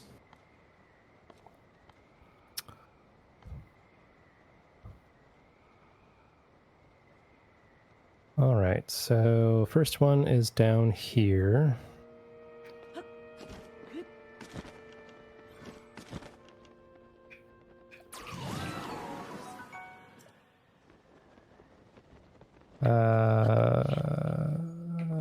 Okay. Fairy was very nice and didn't get scared away. Very cool. Okay, got that one. And gonna get this one. Okay, cool. So now we make our way to Mr. Zappy Noodle. Zappy Noodle. And we're gonna get 1 Farosh Horn. And then we're going to get 10 shards, which is going to give us the ability to take care of the army fight at the end of the run with some pretty good efficiency.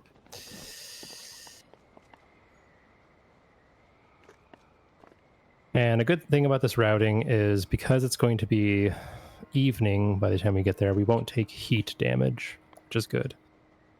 If we came here earlier, then we would have an issue with that, especially at this health. And we don't really get a lot of food for this run, because if all goes well, you don't really take much damage at all.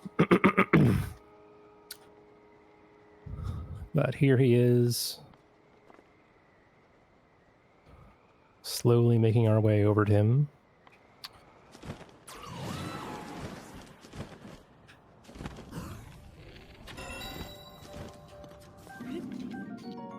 Okay. We got our horn, and now we get our shards. And these work kind of like gems in that they explode when they hit the ground. But it's not quite the same. That's 6. 7, 8, 9, 10, 11. Why not? Get a little bit extra, just because it would be good. A little bit of marathon safety. Yeah. We're going to unequip that so we don't get zapped. And then we're going to do some steps to set up the lightning temple because we're here and get ourselves a warp point.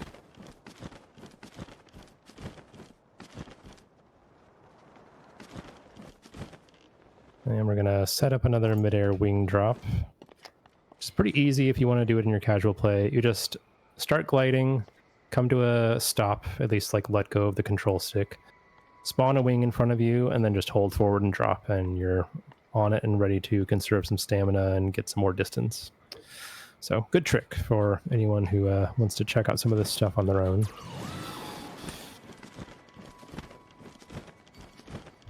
And I'm going to use this rocket shield just to climb up to a sand seal a bit quicker than normal.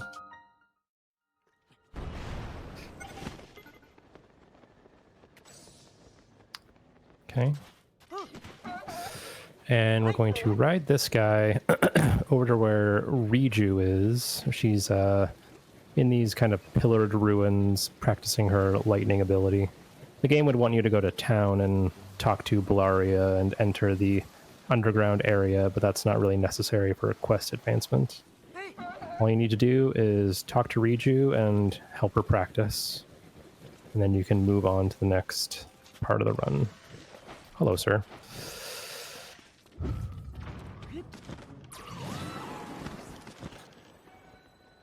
All right, this cutscene. Here we go.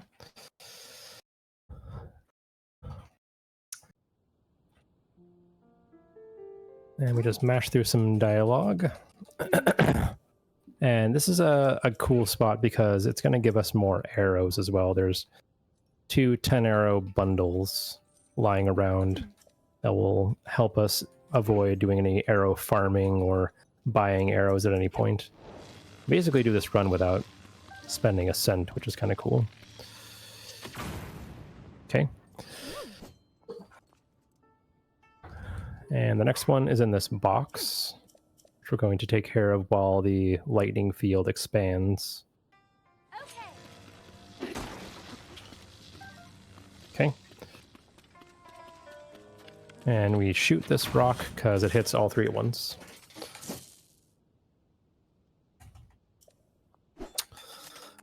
All right, and now we move on to the scariest part of the run. Because we need to do kind of a tricky ascend skip to get it to the Spirit Temple area, and we got to fight a Lionel. So some of that marathon safety coming in handy, I'm sure, but I don't think we'll have much of an issue. I think it'll go just fine. Lionels are chumps. Yeah. Oops. Okay. Go to this shrine.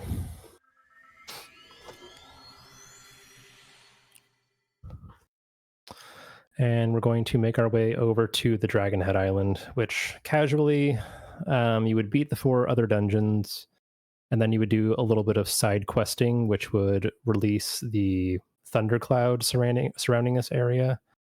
But there's actually an ascend spot that you can get to enter the area where the mask is and start the quest that way.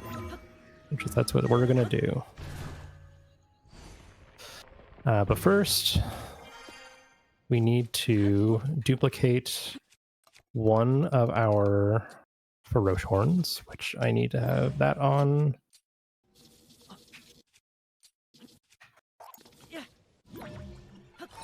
Okay, so we stop it midair and bring it back. Now we have 2. Cool. And now we start making our way down to those thunderclouds. Which is pretty low, so we're going to do a lot of dropping as well. Let's resist making Fortnite joke.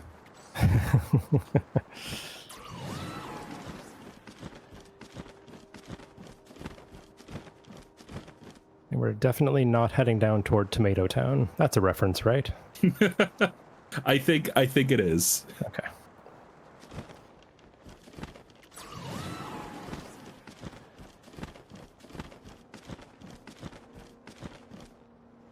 Okay. And we're using kind of these smaller little chains of islands as a cue to help us out on where we're going. Do we have time for a quick donation? Go for it. We have $200 from Brendan, who says, let's put this towards Haven's good ending. Thank Holy you cow. so very much for that. That's incredible. Huge donation. Thank you so much.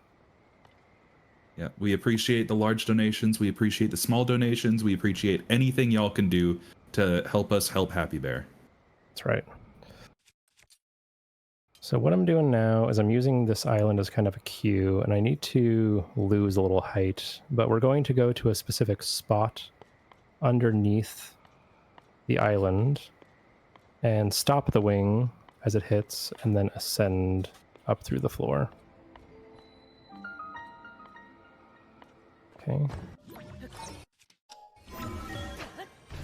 Looks good. So that gets you early Spirit Temple. Oops. Okay. So we just skip that cutscene, and we are here. And the next thing we have to do is we need to send the mask down to the surface to fight the Lionel and make sure that it doesn't despawn on us, because if you kind of get too far away from it, it will disappear and you have to come back up here, which is not ideal, but it's fine if it happens. So I'm going to send it over here and attach a rocket to it, like your favorite little backpack Korok. And then we're going to attach this rocket to this shield just for a little bit of like extra inventory. And then we're going to hopefully ride the wing or this little contraption a little bit. Okay, that's good. So that drops to the ground and stays there. And then we collect bananas because we need some attack up food. We're going to ignore the Lionel because we don't want him to see us just yet. We're going to pull out a cooking bot and cook 4 bananas. And then eat and murder. The order that should be done in, yes.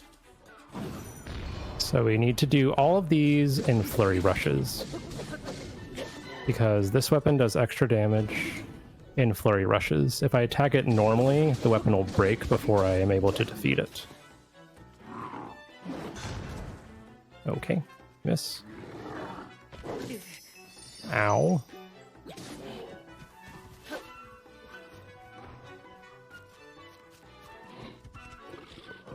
Sir. Okay.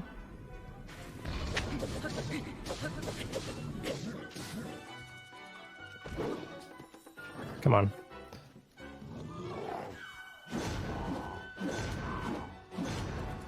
Okay. Not great. I'm just gonna stun him to move him on a little bit quicker. So not a great fight so far. He's doing a spin attack. Nice job. Okay, there's another one.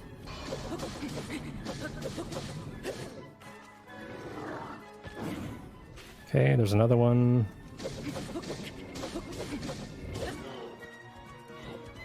Ah, running away because I'm just so scary.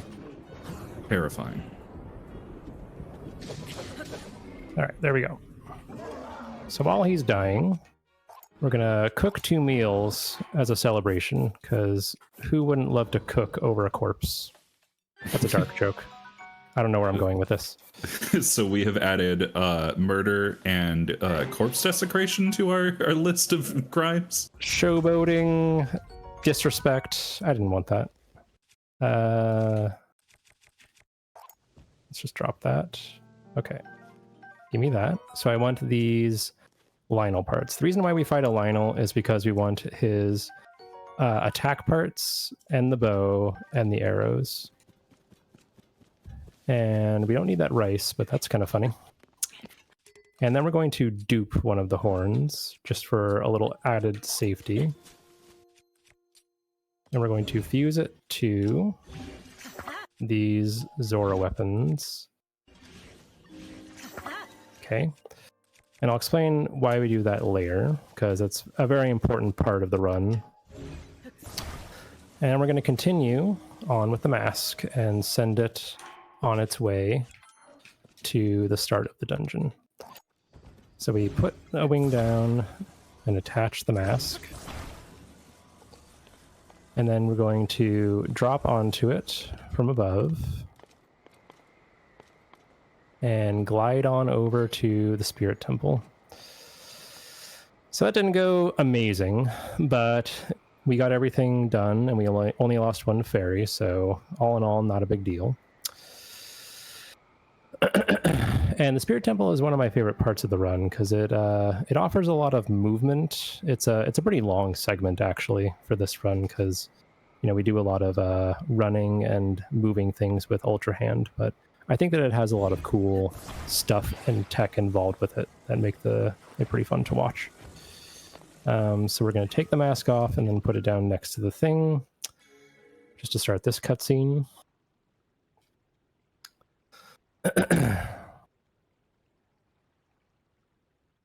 And this allows us to enter. So I think that no matter what, you would have to bring the mask to this area because this moves the scene flags along. If you didn't do that, then even if you did clip under the ground or did some other shenanigans, you would still have to move the mask and place it on this thing and start this cutscene.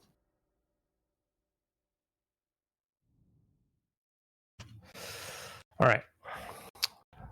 So coming up next, after I place the mask on the construct factory, we'll have a pretty long cutscene. So in a moment, I'll hand things off so we can give some reminders about what's going on. So just give me a second here. Get a nice little look at the depths for our first time, which is a part of the run we don't spend much of the game in, but I think it's an interesting and polarizing subject for most people that have played this game, whether they like it or dislike it. Definitely. It is different for everybody, I think. Yeah. So, I don't like that. I don't know how to position this. There we go. Okay. Playing a little Skyward Sword key game right there. Yep. I got confused. All right. It's a good time to do some reminders or any more donations. Absolutely. Passengers, I'd like to remind you that Bear Force 1 was put together as an impromptu event, and it could not have been possible without the help of all volunteers, runners, and most importantly, you, the viewers and donors. We appreciate any and all support that you can give Happy Bear in her time of need so we can help her afford the surgery she needs without worrying about a major financial loss. Make sure to type !schedule in chat to see what you can look forward to this weekend. And in addition to an amazing cause, you can type incentives in chat to see our open incentives that you can make happen with your donations. So that is ! Schedule and ! Incentives. Thanks so much, Pride. So this section, if you missed it in your casual playthrough, I'm sorry about spoilers, but it's the 5th dungeon that we are doing second in the order because it's just convenient to do things that way from our Lionel farming. And what we need to do is we need to construct a mech, which, boy, sure is useful. Everyone loves the mech. But I do really like this section because it offers a lot of good execution and movement, and it feels pretty satisfying to pull off cleanly. So I'll do my best to do that for you guys now. The first thing is we got speed food together, which you noticed me cook, and I ate almost right away, because it's going to last us the rest of the run and give us a nice little boost in efficiency for the rest of the game. And we use a rocket shield to get up to the first part depot. And normally what you would do is you would take this part over back to the factory and then go back up to the next one.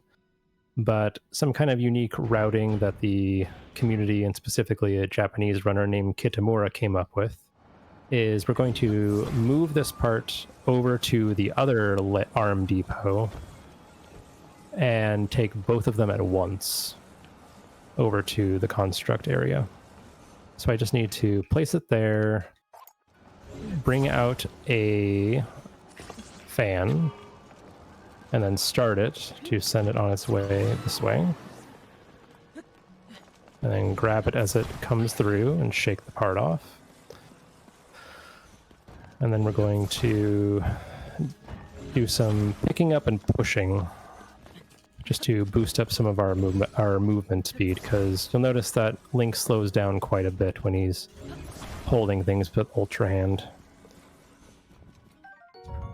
And a pretty underrated item we're going to pick up during this section is a Puff Shroom, which if you didn't use those, I would highly recommend going back and looking at them, because what they do is they confuse enemies like a smoke screen, which leaves them open to free sneak strikes. And that's going to be very useful for us at the end of the run when we do Hyrule Castle. So we just need to throw this off this ledge, and we're basically at the start of the next construct area. Okay. And we're trying to be as efficient as we are about how far we push and when we run and stuff. And we push it through the door. Pick up that arrow, because why not? And then start the next part. And then we're going to fuse the two together so we can carry two at once. And we're going to push it through this section and send them down the underground river over to Minoru and do two. Okay.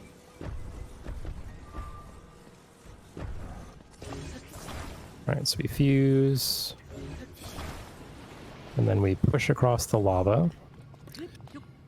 And then we're going to get a bit of height so that we can make the jump across and not die to lava. That would be bad. And then we're going to push it through this section and do the same thing. Climb.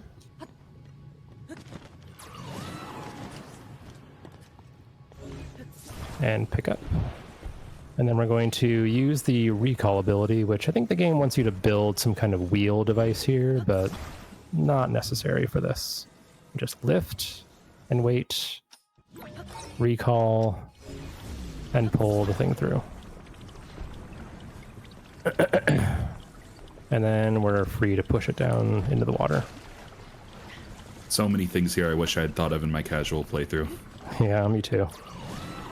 I tried, when I was playing this casually, I tried very hard to follow the, quote, intended thing, because it would just be really easy to cheese things, and that's not really, like, fun, necessarily, since speedrunning is what I do. Yes. So I did my best to try and figure out the actual solution when I was playing, just to feel like I was having a somewhat authentic experience, but same as well. I have the same misgiving. Also, is it an escort quest if you're escorting limbs? They don't complain at you, so I'd say no. It's more of a chore, I guess. It's a delivery mission. Bring the other three Yeah. here as well, Link. This is Uber Eats for Minoru. I don't like that comparison. Implies something's getting launched here. Listen. So I was all doing a kind of minor thing there, but I was making sure to line up behind the part lengthwise so that I was able to pick up the part in the most efficient way possible and like minimize my menuing. Just a tiny thing that I'm going to try to do to save time on these segments. She might, Pippi, but we're not saying whose. Yeah, we know very little about the Zonai culture. We know next to nothing. They got ears and they have powers. That's about it. They have a creepy third eye. Yep. So here's a good opportunity to farm some more rockets, because we only need one of these platforms to work. And we're going to use another one of the rockets as kind of a launching mechanism for this next part, which is pretty fun. So we just stand on this and shake it loose, and then we can, fuse the rockets. And then shake this loose and position it on top of the device like so. And start it with a bow just so we don't... Yep, grab it, Link. Good job. Start it with the bow so that we don't accidentally start this rocket as well. And then we're going to hover it there in midair for a second. And start it with recall and ascend.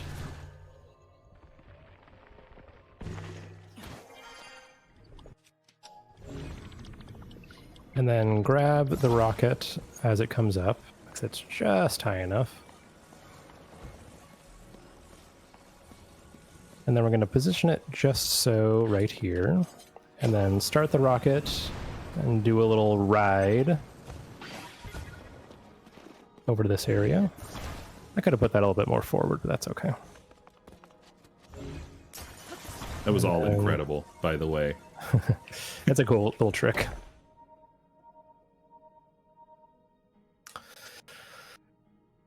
Sometimes you can get the rocket to launch it all the way in front of this thing, and it feels very satisfying. My spirit is nearly complete. Nearly complete. Not to show off or anything. I mean, that's the whole point of this, right? Yeah. We want to show off. So now we're going to ascend to the top of the factory just to get a little bit of height. And then I'm going to jump off the ledge, holding the rocket out in front of me so that I don't bonk the ceiling. And that's going to give us enough height to get over to this area.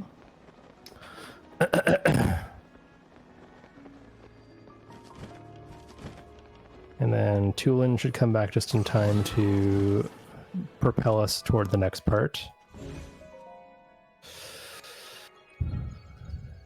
And this part I have to be kind of careful because we're going to ride this elevator with the fans. And if I forget to turn it off, then it will drain my battery and I will lose time, which is bad, but it's not going to happen. We're going to make sure to pay attention to what we're doing. And we're going to start with another arrow just to get it moving. Okay, and then turn it off.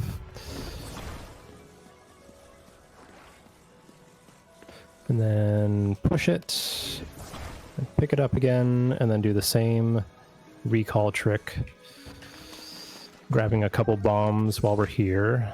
They're not super necessary, but they're right there and they don't hurt the run at all to grab them.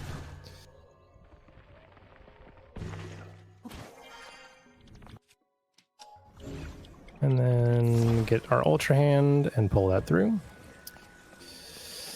And then try to push this onto the elevator from a distance so that we can start it.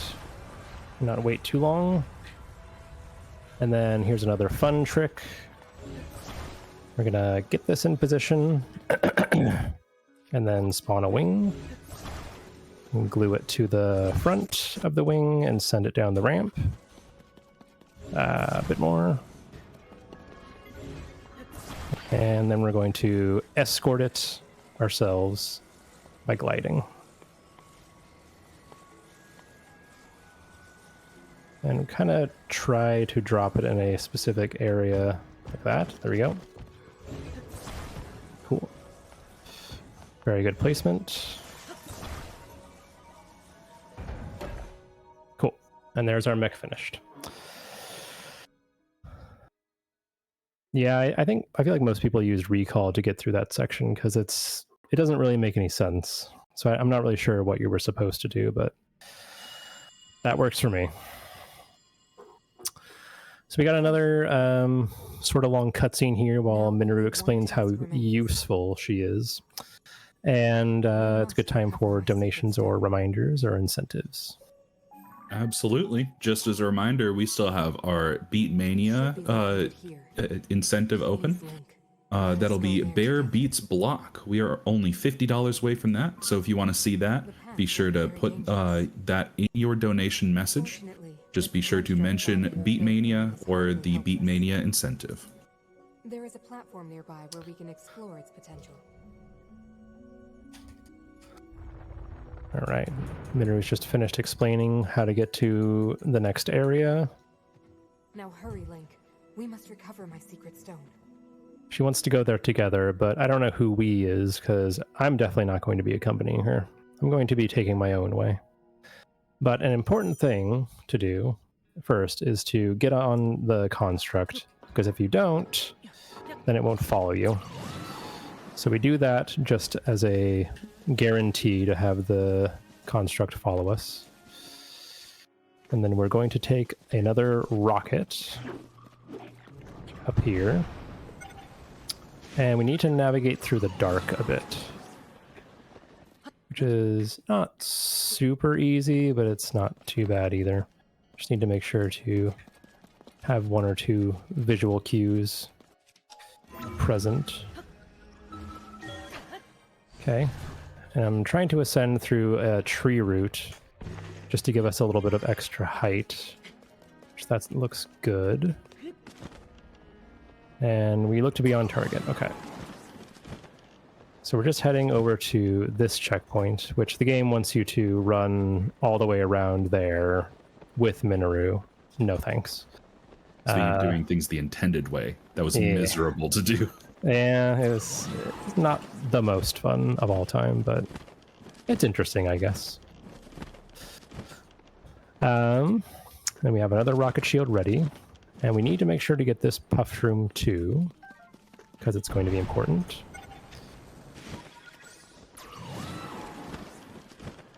Just in time for Tulin to come back and give ourselves another Tulin pump down to the final section. And this one has a bunch of rockets available to us, which we're going to use to replenish our rocket shields.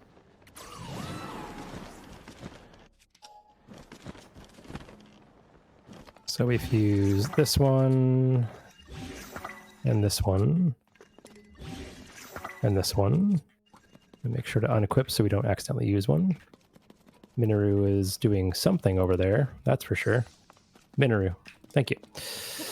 And we're going to give her a cannon, because it's important for the boss fight strategy that we're going to be doing here. And then a rocket to get up to the Spirit Temple.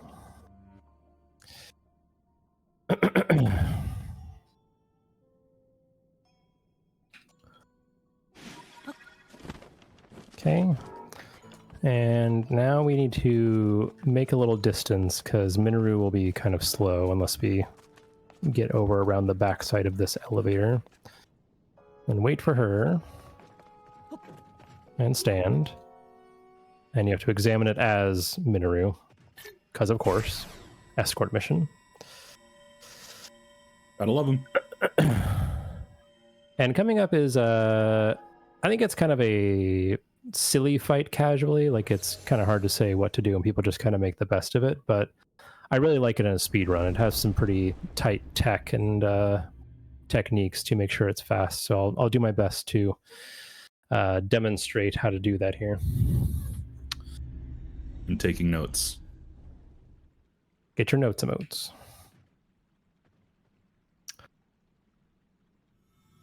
So just to save a little bit of time, at the top of the stairs, we're going to flip off and do another Tulin pump over to the, I guess, the ground trigger or air trigger to start the boss fight. And what we want to do is parry the first hit from the boss, and then use the cannon to push it into the wall.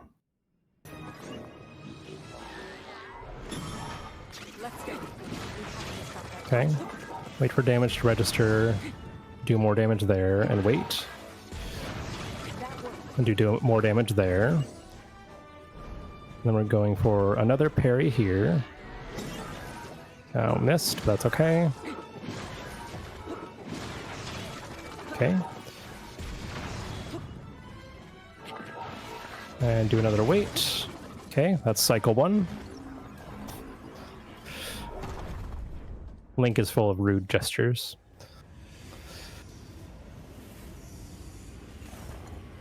That's why he doesn't speak in any of these games. Nintendo knows what'll happen if he does. That's true. So at this part of the fight, it'll ascend to the air, but we want to stop that right away by shooting it with a cannon. And then knock it into the wall.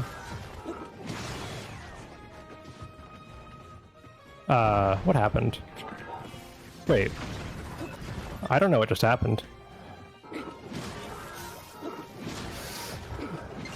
Gotta love that Nintendo Switch screenshot button to take recordings of wild stuff. I'm so confused. Oh, okay. Something is using battery. Yes, the shock emitter is using battery. Sweet, now I have no battery.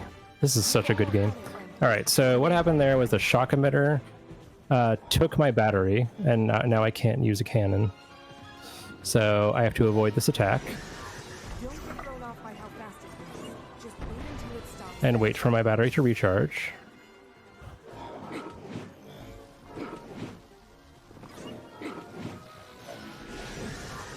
Okay. Cool. I stunned myself with that blast, I think.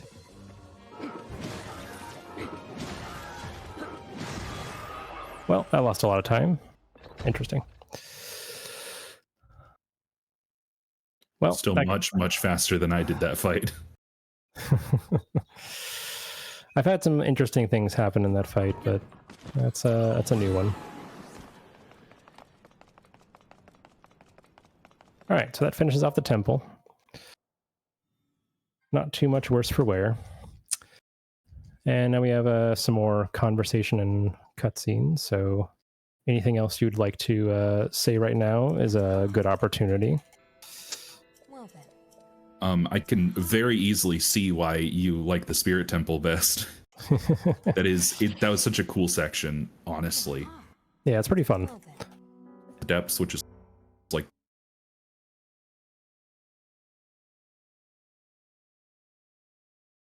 the coolest area of Take. Mm-hmm.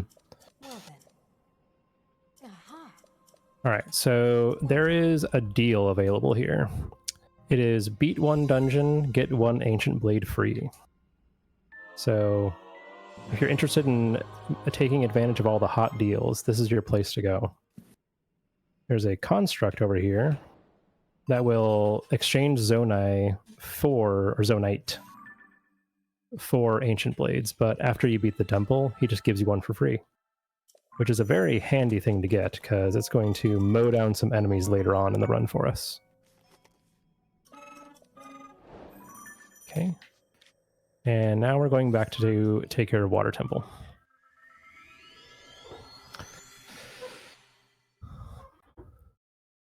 So we already set up this section by talking to Sidon and getting the king scales.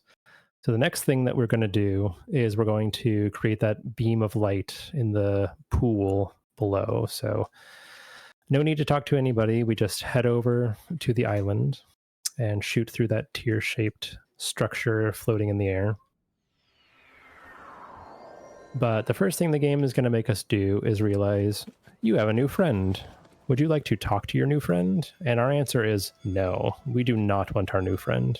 We're going to deactivate Minoru immediately because she's just going to cause trouble.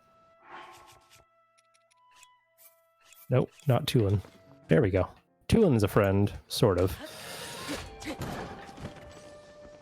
And take a spring to get some height so that we can do a quicker glide over to this waterfall.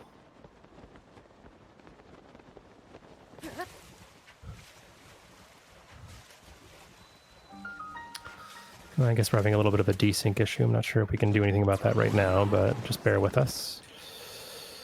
We'll have our tech iron it out soon. All right, so get our king scales and shoot it through there.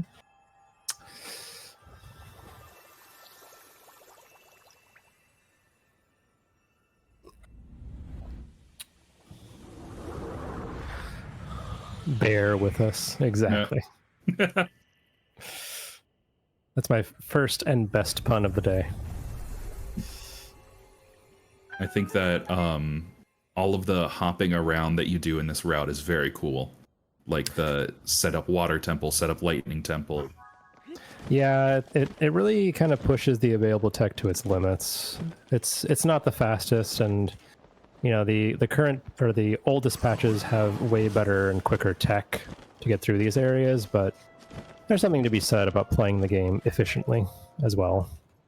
I don't think that maximum glitches always means a best speedrun. I think that taking the game as it is and using those things is also cool too. Yeah, different tastes for different people, and that's why we have different categories. Yeah. So here you'll notice that I have a Traveler's Sword equipped, and there's kind of a specific reason. One is that whenever you use Sidon's ability, it does do damage to the weapon you're using, so we want to use something we don't need. But also, one-handed swords have a much better range than two-handed weapons, which is what we're going to use to fight this like. So I have this equipped so that I don't miss this shot, essentially. And you'll also notice that my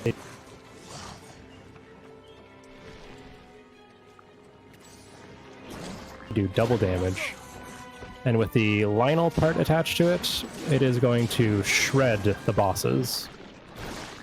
So that's the reason why we made that detour to fight that Lionel. That's why we got these Zora swords, and that's why you're going to see me keep Sidon around as much as possible whenever I'm fighting bosses. So good little thing to exploit if you are playing this game casually is Zora weapons are pretty nice, and you can find pristine ones in the depths, I think, in the area around Zora's domain. So fuse those to a good monster part and you have a pretty good weapon on your hands. Yeah, I fully did not take advantage of that in my casual playthrough and was informed afterwards, and I was like, oh, yeah, it's really easy to get wet in this game. Yeah, me too. But that's all right. That's kind of the fun thing about this game, is it gives you a lot of different options to do different things.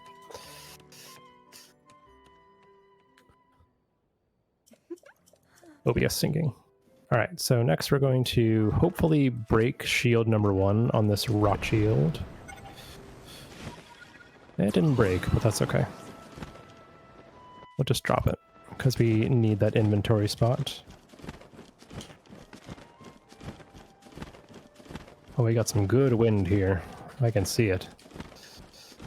Pushing me right along.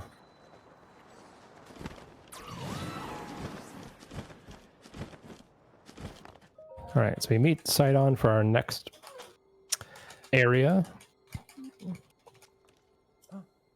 Oh, really, Cobb? That's interesting. The more you know. Alright, so that's the next quest flag we have to get through. And I think that this next area was one of my favorite in the casual playthrough, but it's unfortunately pretty easy to skip.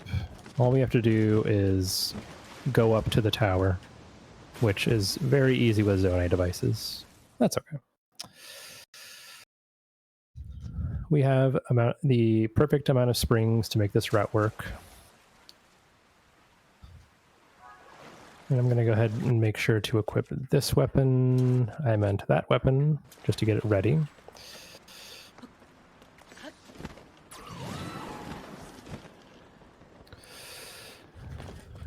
And run over this way.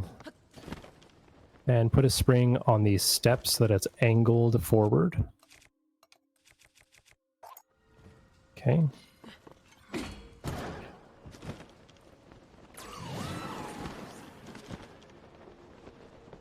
And that skips that whole area. And next we're going to be doing one of my favorite strats in the run, and that's abusing the zero gravity section to ascend up to the water temple really quickly.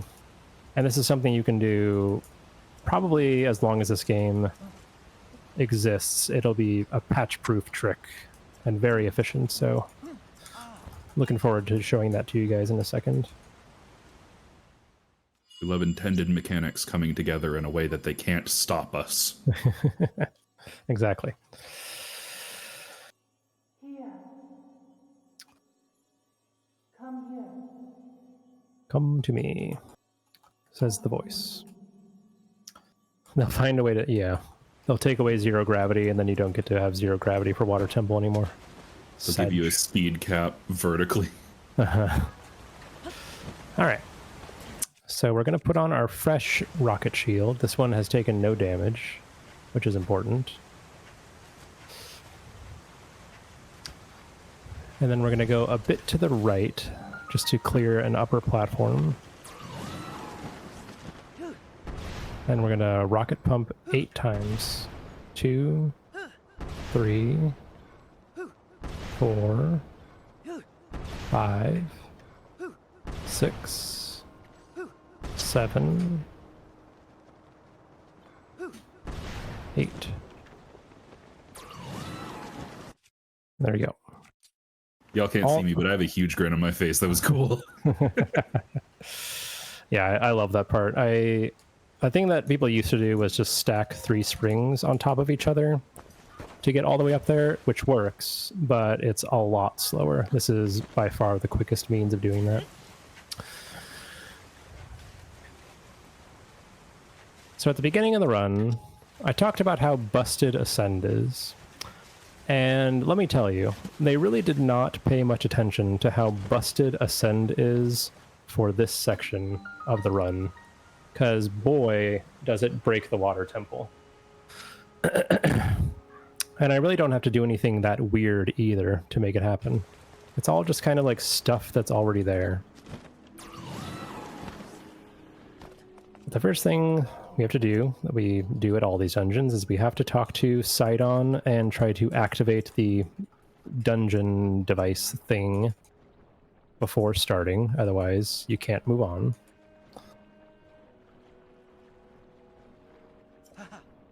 Alright, so he's explaining that we need to fill up these things and dump it onto the sludge and reveal the secret stone, blah blah blah.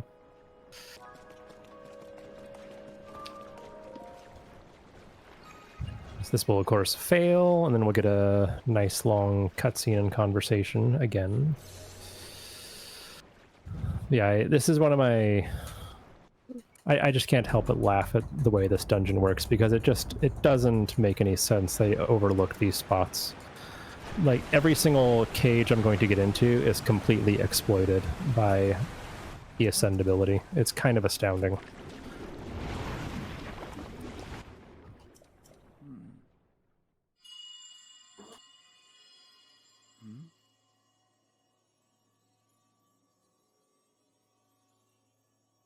Cherished kin. Speaking of things I wish I had known in my casual playthrough, how to make this dungeon last very short. Yeah, I'd say it's my least favorite casually as well. And I do think that it should have been enclosed in a larger, like, thing, because it being open air is what makes it so easy to exploit. Oh, very much. And I don't think that's what they want either. So we're going to do a couple more rocket pumps to get up here. Might work. Let's see. Yep. Nice. A little bit late there, but it worked. And if you come up here this quickly, Sidon is very slow in spawning, so we're going to try this scoping trick just to try to encourage him to show up faster, which he did. And then we're free to activate this.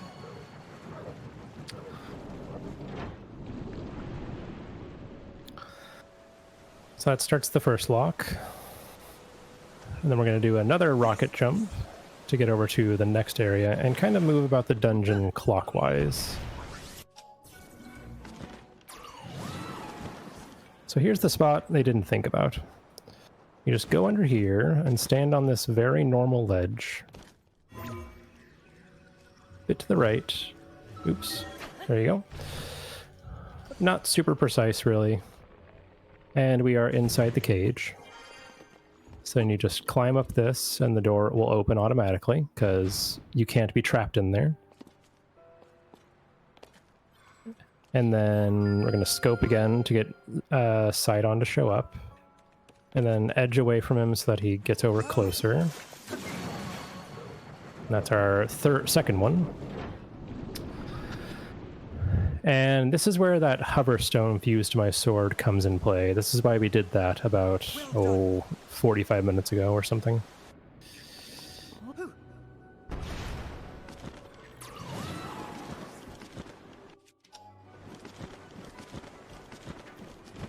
We're going to take this hoverstone. We're going to attach it to the door. And let the water out.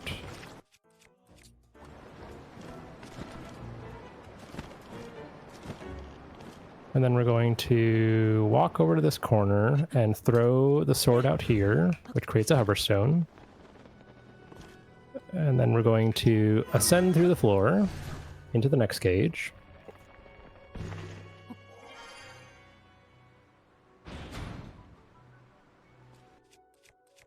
Get a sword ready so we can use Sidon's ability. Scope him in. Come here, buddy. And that's not the worst one. This next one is by far the worst oversight of this dungeon. And the only thing that I have to make sure not to do is just glide too low. That's really it. So we head over here and dive down.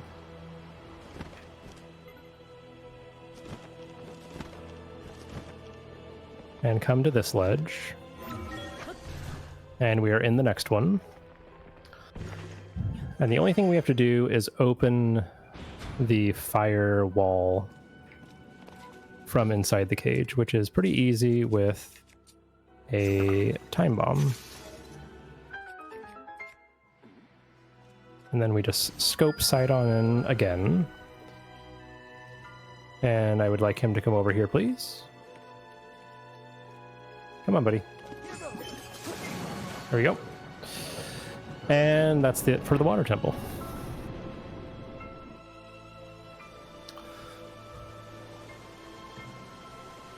You did it. I sure did, Sidon. And then we just ascend, out of here, up to the boss arena. And I'm keeping this one-handed weapon. I need a bow. There we go. Keeping this one-handed weapon just for a little bit more range on the water attack. Because I'm going to use the two-handed Zora weapon to fight the boss, but it won't go quite far enough and be kind of tricky to hit with. And then we switch over to this one. And spin attack Muktarok. Shoot it to knock him. Okay. Got a little clumsy there. Okay. And that moves us on to phase 2. And you would use a water attack again typically, but we're just going to use King Scales here.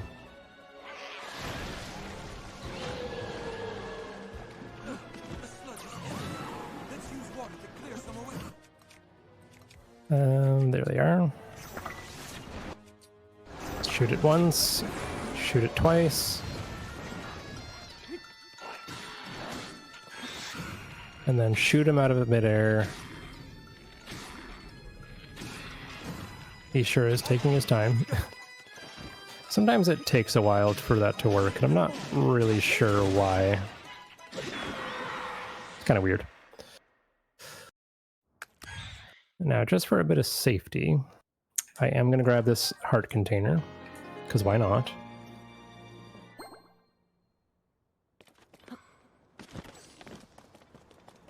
And that finishes off the water temple. And now it is time for 2.5 minutes of cutscenes. Oh boy. Which you can see why this game is a joy to speedrun on any patch, really.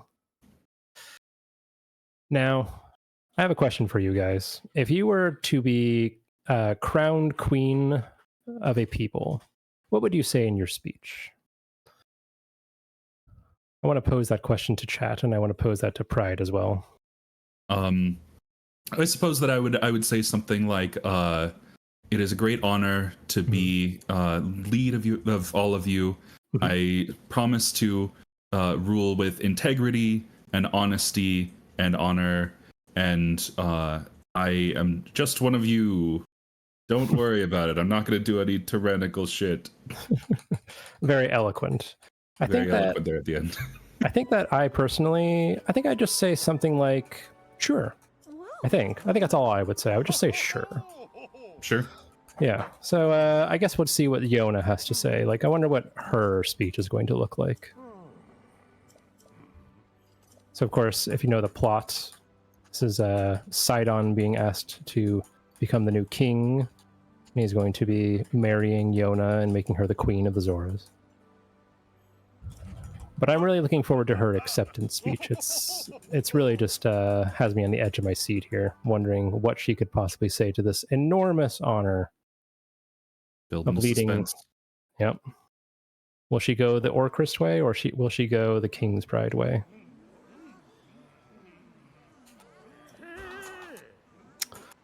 All right, we're ready. Pause, champies. What do you have to say?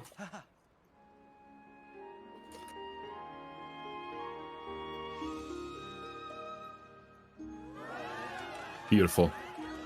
Oh, I'm waiting. But she said sure. Sure. That was my speech. I can't believe she stole your speech. Honestly, rude. Here I am doing a speed run for charity, and she steals my speech. Unbelievable. I mean, she has to try to catch up to our rap sheet somehow. That's true. We've been gambling, we've been stealing, we've been murdering. Running things over with vehicles. Yeah, vehicular manslaughter way up there. Yeah. Unlicensed use of a rocket, I think, is probably a crime. Probably. I wouldn't say that I am free from conviction from that. All right, so if you enjoyed those 2 minutes and 50 seconds of cutscenes, you're going to love the next minute or so of cutscenes, because we're going to be continuing the Lightning Temple section, which we already set up earlier in the run by creating this warp point and talking to Riju. And now it's time for the Gibdo Assault and Link's Little Dance. There it is. Incredible dance. He's Yep. got the moves. Big steps. So the only thing you have to do here is take out these Gibdos, which are very easy with Riju's ability. But one of the more busted casual items is Gibdo rib cages. So we need to farm a few of them in this section and on the next section for boss fights coming up. Nat, Thank you, for the raid. Environat. Yeah, thank you for the raid so much. All right, so head over to this area first and try to take out these 3 in one shot. I failed. Sag. Okay. And then take out these dudes. And pick up this rib cage. Yep, take out that area. And then get this rib cage and this guy. Cool. So that's the first Gibdo assault, and then we need to head to the second one. Which, of course, this is the next time we have control in a neutral area, so we get Sidon's ghost, or avatar, I guess they call it. And then we need to make our way above the dust cloud to Gerudo Town. And we're going to take a little bit of heat damage, but we shouldn't take much for long. So we get past the Desert Rift and Rocket Shield. And then we're going to drop this shield too once we get to this updraft.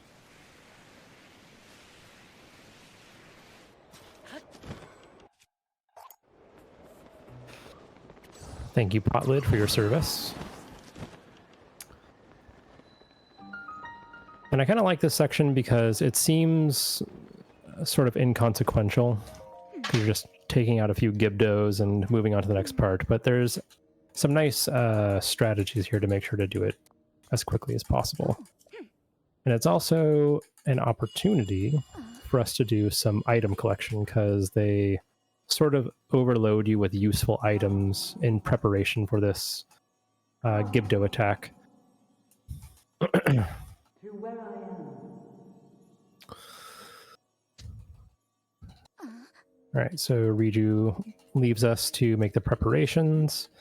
And a thing that I definitely didn't understand in my first playthrough was you don't have to watch them set up the barriers.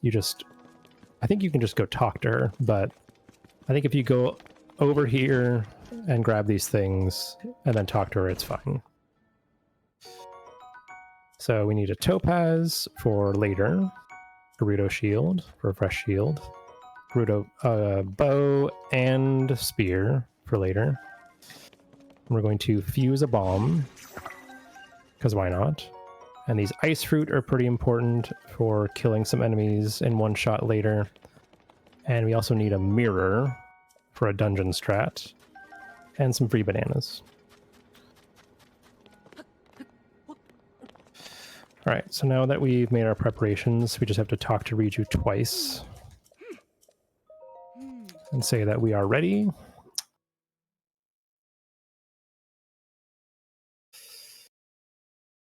And now we begin the assault. So the way that these work is you can only damage the hives when there's no enemies around and they are spawning enemies. So we have to make sure to kill the Gibdo around the area and then get in position for the next one, shoot a hive, and then move on in a kind of decisive manner to Bagel. And because we still have the Falcon bow, we have a long-range bow. And if that does break, we have the Golden bow, or Gerudo bow. I guess they changed the name of that. And what's kind of funny is you can see that there are 9 Gibdo around each one, and then there's only 4 afterward. Doesn't really make sense. I guess it's just to make you intimidated about what's coming, and then assume that somebody did some good things before you got there. I don't know. They had a speedrunner set it up, and you know how they can count. Yep. Counting very hard. So we take out these guys in one shot, and then get in position for the next one, and then wait for this one to make a kind of audible sound for taking it out. And then move on to this one. Same thing. Take that one out. And then take care of 2 enemies at the entrance. And then make our way over to the 3rd one and do a little bit of ribcage collecting.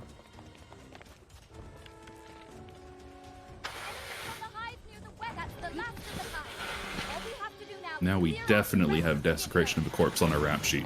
Yep. Not respecting Gibdo's SMH. Can't believe this. They're people too, I think. Are they mods? Remember.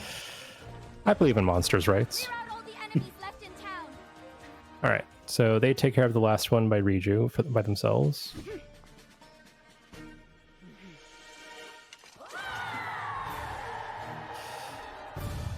Okay, and that lets us move on to the next section, which is revealing the Lightning Temple.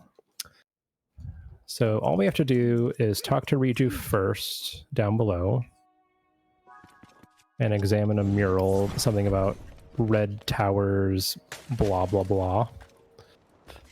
I'm bad at reading, I couldn't really tell you what it says.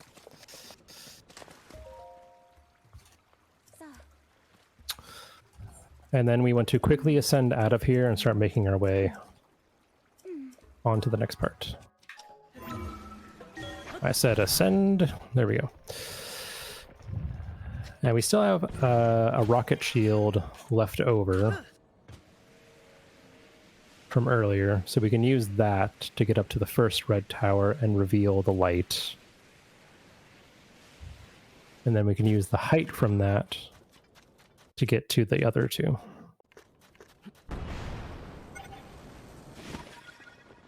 So we take out a bomb on our now damaged Falcon bow and use tool and pumping and the available updrafts to get to the next part. Which it's kind of confusing because these next, I guess, cranks that raise up the next sections, they don't really seem to rely that much at all on a Zonai device working. Like, you can leave and the battery power can drain, but it will still function normally. I don't really know how that works, but I'm not going to complain either. Zonai culture. Yeah. I'm not going to complain. It works for us. So we're going to go over to this crank and drop a fan. Oops. And attach it perpendicular to spin counterclockwise. And you can hear the battery has stopped, but it continues to work. And as we get out here, you're going to see the light appear overhead. There we go. So we've already made like half the distance before the cutscene's made. And then we're going to continue to abuse the geometry of the land to shield surf over to the next updraft. And probably not get shocked by those guys. That'd be bad.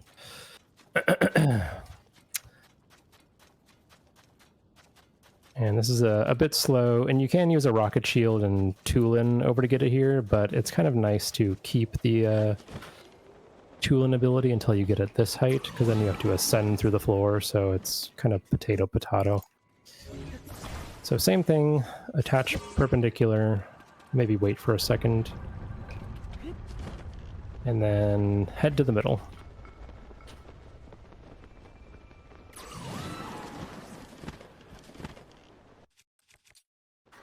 And as you can see, it's moving over even without the battery working. And everyone post your triangles.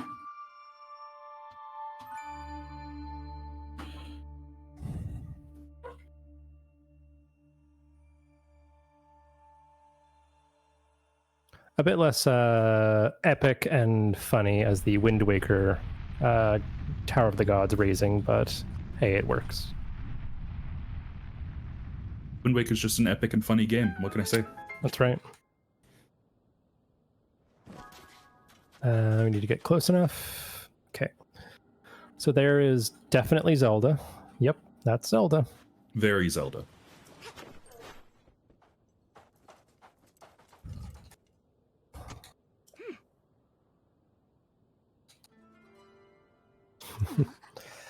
All right, so this is kind of a weird interaction where you can't talk to Riju too fast. So to waste time, we're going to fuse a bomb to the shield for later. And then she's ready to speak to us.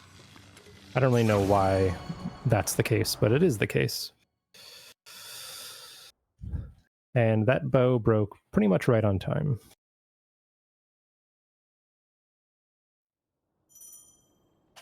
So now we have Riju's ability. And we can raise the tower. Or not raise the tower, we can enter the dungeon. I sure hope that nothing ambushes me on my way. That would be unfortunate. Oh, it's impossible. There's so much open sand. I wouldn't count on it. It's going to be smooth sailing, I assume. No, this isn't Wind Waker. We said that earlier. Right. Excuse me. Smooth bearing. Yeah.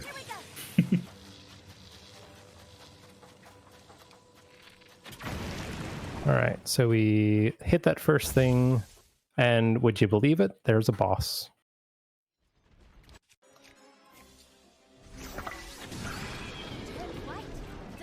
Easiest dungeon of all time. Just kill the boss before you enter. That's right. Okay. So, not the quickest cycle, but you just have to make sure to get Riju out of position to getting hit by those cyclones and use the lightning ability. And this is definitely my favorite area of the run. In the 1.0 and other runs, they clip through the floor and activate all the terminals out of bounds. And you really miss out on a lot of cool and clean movement in this section, so I'm excited to show that off to you guys, because it's probably not something that even experienced Tears of the Kingdom runners or viewers have seen before. So we need Tulin. And he is taking his sweet, sweet time out here. To reveal that, to step on this switch.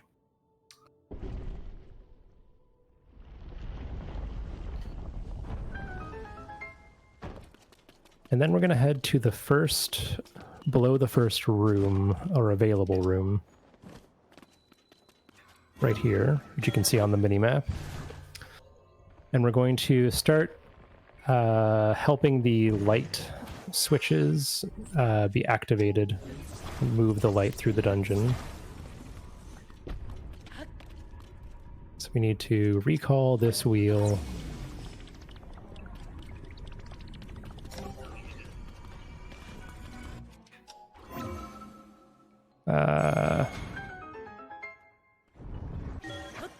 Okay. So we ascend out of there before an enemy hits us, and we started the first light switch. Push this statue. Push the next statue. Don't get shot by this guy. And then grab a mirror. I turned it the wrong way, but that's okay.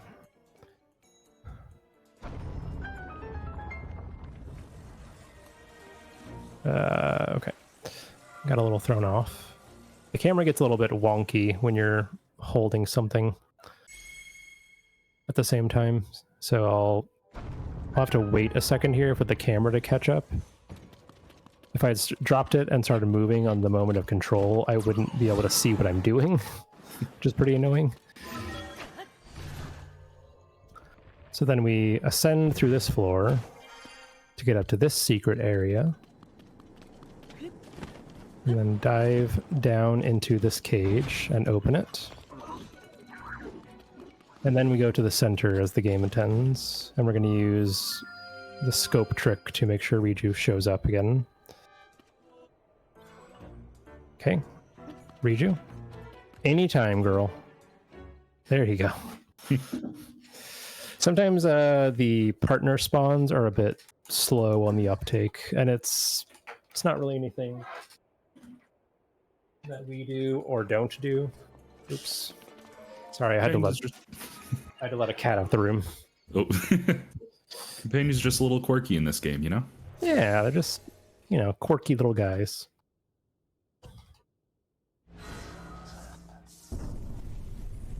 Alright, so we're going to get talked to by a ghost, and they're going to be the third person to ask us to feed their birds. Not sure what this whole business about feeding birds is, but not my game. Also, I once played this in Russian for no reason, and the voice actor here does a really impressive tongue roll on the Riju. It's great. Do recommend. I always recommend different languages for your games. It's so fun. Yeah. It maybe even actually is Italian, but still, it was fun. Feed my birds. All right, so now we get started on activating the terminals. We start Riju right away. Push that through and slip. Shoot that one.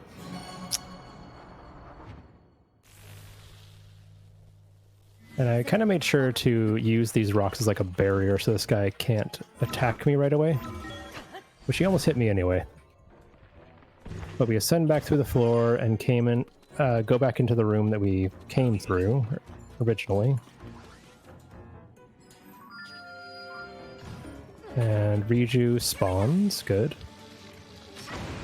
That was a good spawn spot, actually.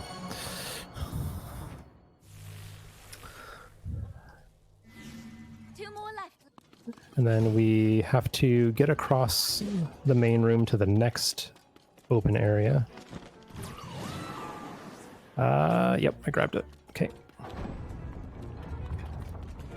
And believe it or not, this room is pretty easy to exploit. All you need is ascend, instead of doing some kind of shenanigans. And you may have noticed me grab a mirror earlier. This is why.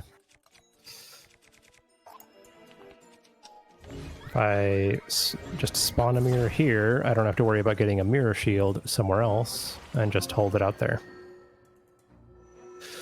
And now we're coming up to the worst trick in the game. That is definitely going to work first try. Yep. Well, not right here. I have to activate the terminal first. I got a little ahead of myself. Alright, Riju is there.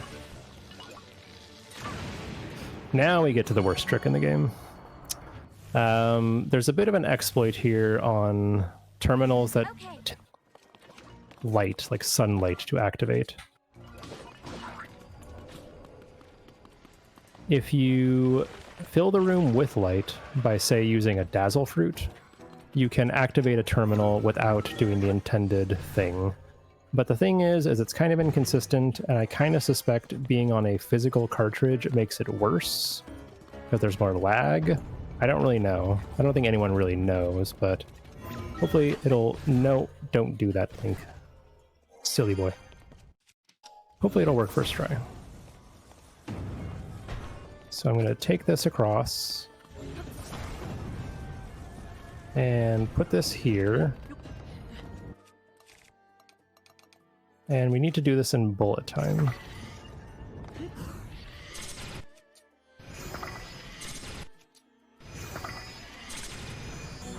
There we go. First try. First try. So shooting it 3 times seems to be standard on a physical cartridge, which is weird, but there you go. Hey, the trap is disabled. And then we just need Riju to show up again, which she's right there. Come here, girl. Okay. It's a cool trick, and definitely nice when it works, but if you fail it, it costs a lot of time and is a bit unfortunate. So now I need to get my weapons ready, which we're going to be using the one-handed Zora sword now on Gibdo Queen. Okay. And this is maybe... I'd say it's the toughest fight to do efficiently. Just like it's the toughest fight to do casually. I don't know anybody who didn't struggle with this boss in their casual playthrough. But we'll see what I can do with it.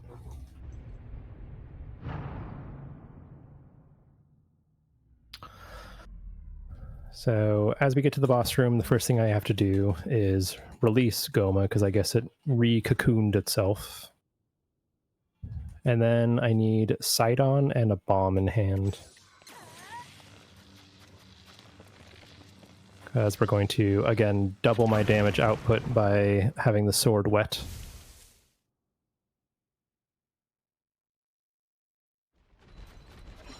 He's right here. Okay, so that stuns him.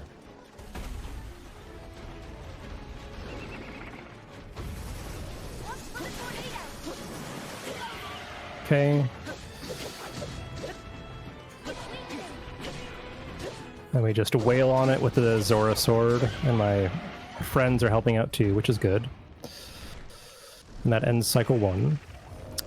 And then I need Riju and a fire arrow.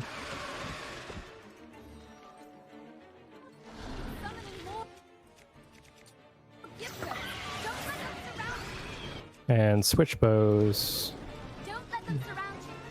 And this is where our rib cages come in handy. So 4 shots.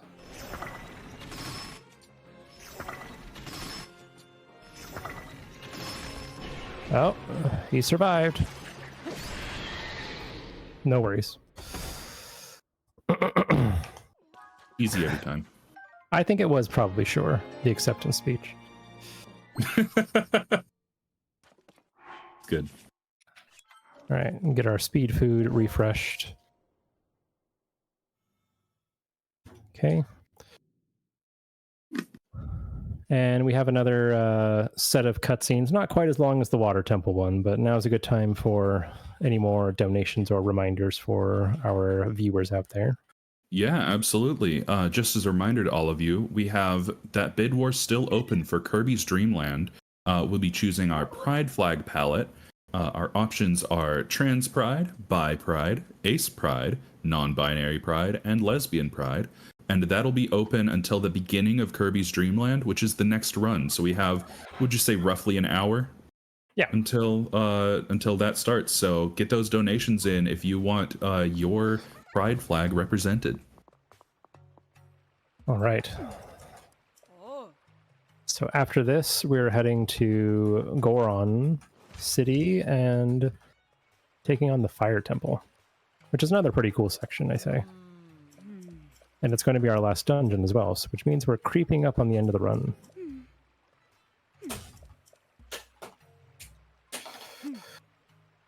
So once Riju releases us, we're free to warp to the Water Temple, actually, which is maybe something you wouldn't expect, but it just so happens to be located in a pretty advantageous spot to get to Death Mountain.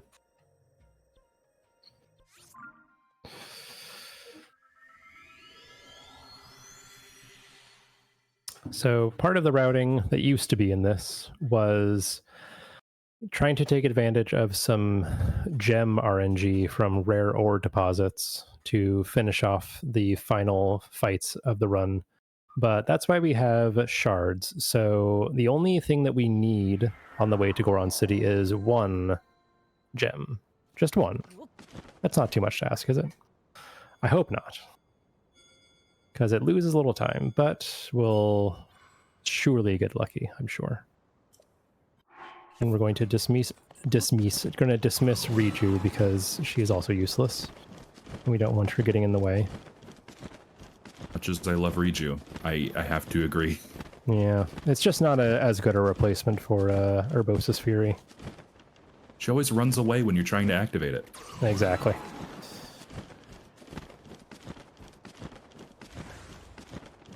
Alright, so we're doing more Tulin pumping out there, which it's a bit faster than normal gliding, even though it doesn't really look like it very much.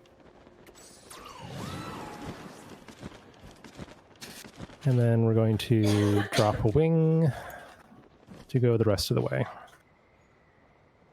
Which, why not? Let's do a little more travel music while we're here.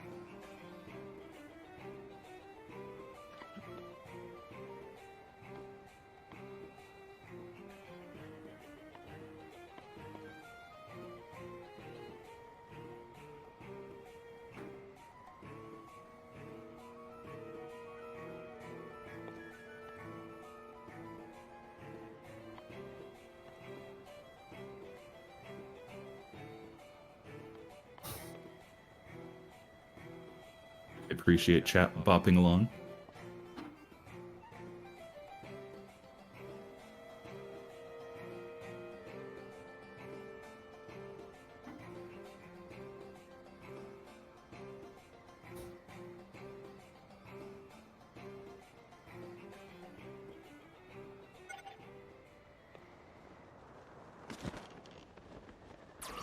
All right.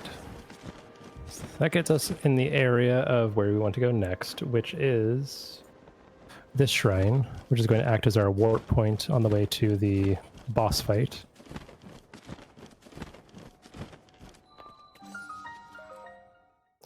And now we prage for one gem, just one measly little gem. It's not too much to ask.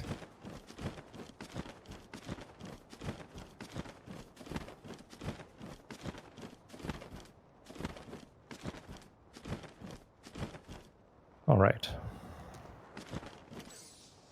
So just down here is a rock wall containing a rare ore. And we got a sapphire. Perfect. It tried to troll me with 3 amber, but it didn't work. It's like, Amber's probably a gem, right? It's gem-like. It just is not good. All right, so that's good. Don't have to worry about our RNG here. And I'm going to try to squeeze in one more Tulin before it disappears. It disappeared just as I used it! Wow. Thanks, I game. hate to see it. I don't think I knew that was possible until just now. That's fun. All right, so quest starts with talking to Bluto, which you get to meet Emo Yonobo, whatever this is supposed to be. And he's going to yell at some children. And on our way to Yonobo-ko to fight him, we're going to be cooking our bananas, which is not necessarily required for right now. We could do it later and not be in any trouble, but it's better to just make sure it's done now. The leopard print vest was a choice.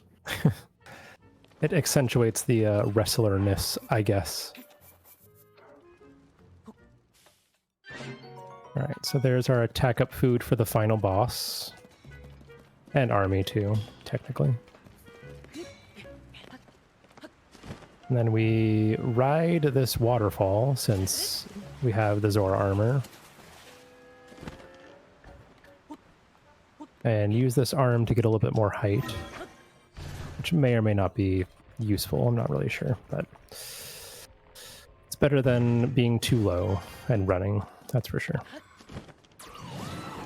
Now, you might be wondering, how are you going to survive the hot areas? Which is another thing the game doesn't really teach you. But Sidon is broken, and activating his ability before going into a hot area will completely protect you from damage. So all we have to do is be dripping wet, and we can go ahead and enter this area with no issues.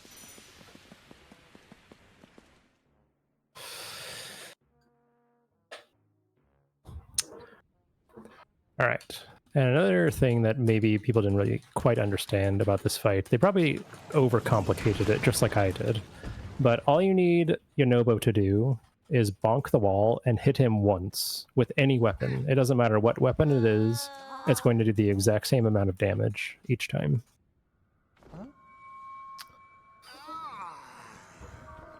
And of course, that's the real Zelda. Nothing weird going on here. I believe there's a conspiracy theory in the chat that it's actually Tikal from Sonic Adventure. Oh, I like that.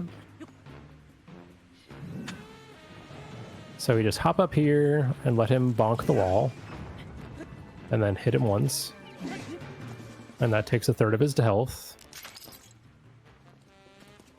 And do the same thing.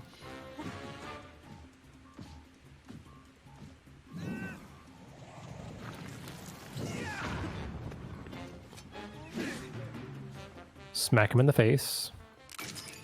And one more. I think this spot's okay. I'm not really sure. I'm kind of lined up weird. It appears to be fine. So there you go. Just easy, simple boss fight, as long as you know how it works. Remember, if your friend's being a little bit of a jerk, just hit him on the head a couple of times. He's being controlled. Yeah, violence is the answer, kids. I guess. So as we get control again, we're going to lose our protection cooldown, but we should be able to shoot Yonobo at least once, and then grab Sidon during the cooldown for protection. And then we can make our way toward the Miragia boss fight. It was an evil vest. That's why it's gone. Evil vest, evil rings. Yep.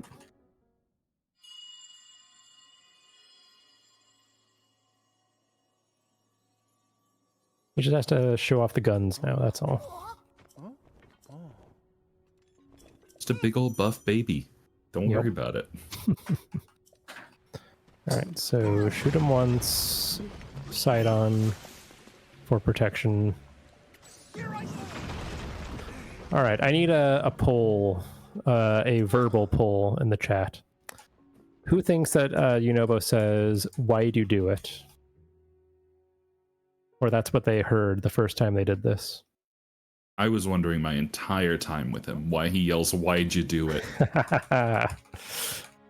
It's the biggest like misconception, or the most common misconception. Like everybody hears, "Why do you do it?" It's Why'd kinda you crazy. do it? There you go. So we go back to our shrine warp point and right into the boss fight. He says, "I can do it." Yeah. There's a little word bubble to help you.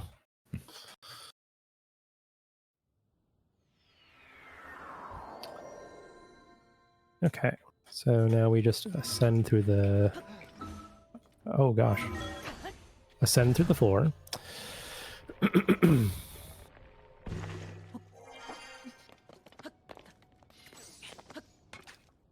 Okay. And we just need to talk to Yunobo to start this boss fight, which I think it's really cool in concept, but pretty simple in execution.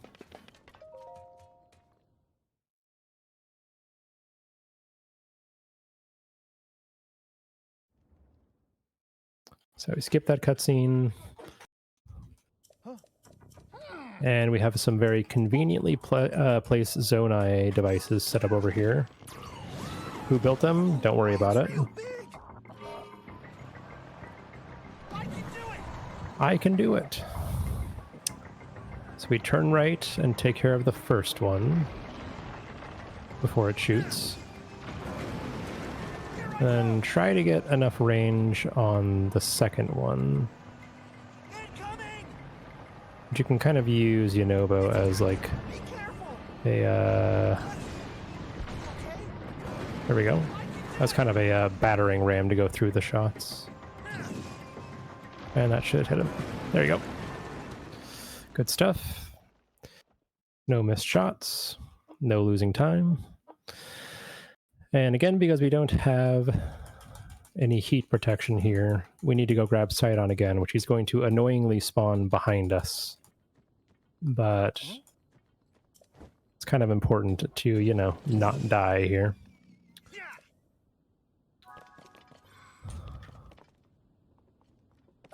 Sidon, thank you.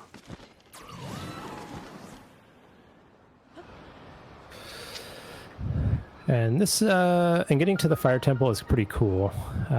Casually, there's a long, like, ascending path you have to take with a lot of enemies along the way. We're going to be doing a little trick with recall instead to make sure that we get there without losing any time or efficiency. So we glide over to the light route, get in front of it, stop, and then pull out a spring and get recall ready and talk to Yunobo. And it should land close enough nearby that all I have to do is hop on top, use recall, and go all the way back up to where I was and glide all the way to Fire Temple.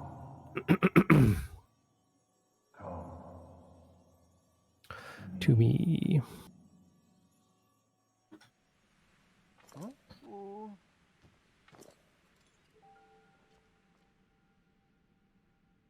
I love that Nintendo very clearly put a lot of effort into making Riju's like scabbards make sense and none into Yunobo's. That's true. Alright, so I needed to reset it because it was upside down. Then get Sidon. And raise it on up. So now we have plenty of height.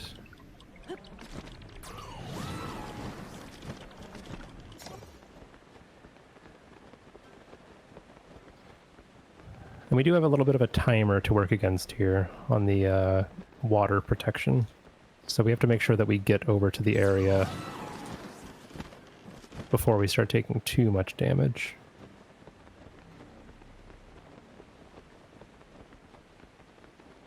Alright, so I'm going to spawn a wing. And while we're waiting up here, we can take a little bit of a target practice, just for funsies. I missed. Retire. Why'd you do it? Why'd you do it? Let's roll. Alright, so heat damage is coming. There's Sidon. And enter Fire Temple. So now all we have to do is get through these rocks and be patient with Yonobo's confusion, I guess.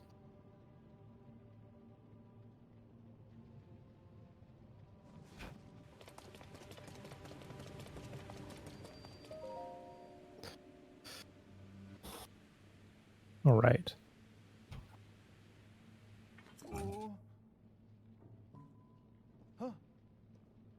So that's definitely Princess Zelda there.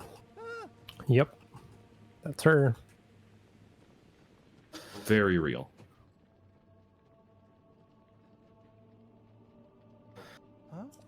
And we're going to take care of this dungeon pretty straightforward, but there's a few items we need to make sure to get along the way. First one is a rusty shield, just because we need a fresh one. Oh, I meant to jump. That's fine.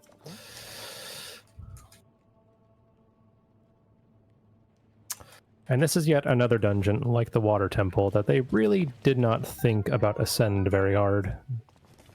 Which is strange, because they made sure to take care of that in their shrines, but the dungeon is just a bit too easy to cheese.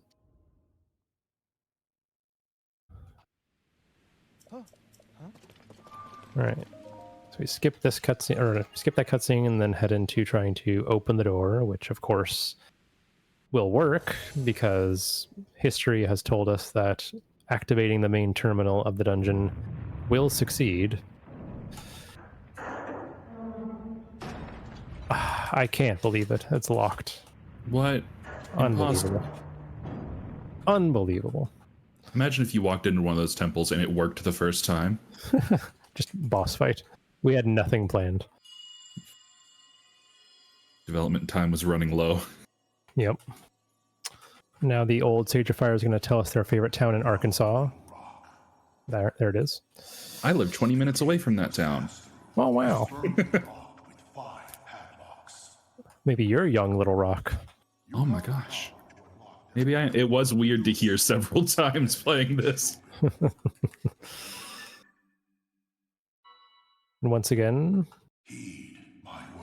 we are implored to feed his birds. Which of course we will do. Not the angry ones, the hungry ones. Yeah. All right, It's a different game. I'm good at food. So they really didn't think that maybe someone would just go down here. So we make a temporary platform in the lava, and we are in this room. And all I have to do is just open it.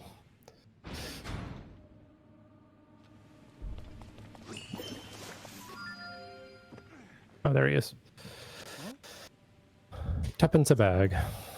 Someone gets it. I get it. Alright, so we got our first lock taken care of pretty quickly. And springs are another thing that are going to be very useful in this dungeon. Because who wants to ride minecart tracks? Nobody. And yes, casually, I did make sure to figure out the minecarts. I didn't enjoy it, but I did it. I think I mostly did, and then gave up at some point. Yeah, it's a confusing dungeon.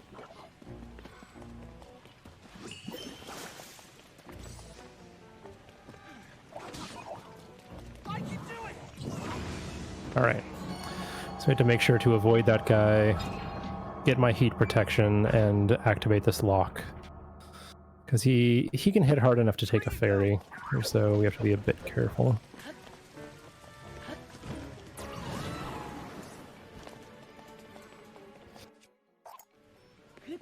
And then we do a spring again to get up to the area above us. And they want you to build a contraption here, but we don't really need to do that. We can just pick up this one piece. Not the anime. Ah, you missed. Try again, Unova.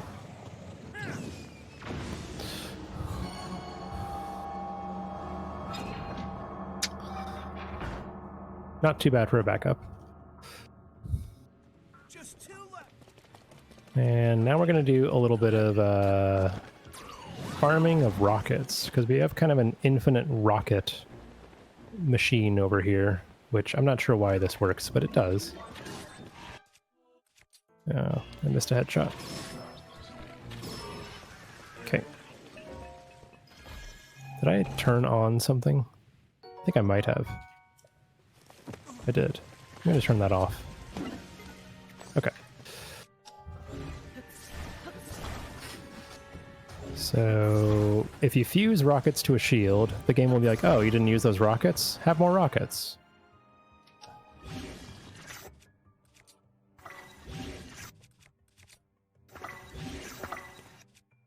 All right, I'm going to use this. Where is Sidon? Okay. Get our water protection again. And we need to make sure to not get discovered by this guy, because this enemy down here, because he can do a lot of damage. Actually, it looks like we missed him, which is good. And we need Yonoba to show up quickly. There he is. That missed. Okay, sure. I am bemused. I'm offended. What did that hit? Why'd you do it?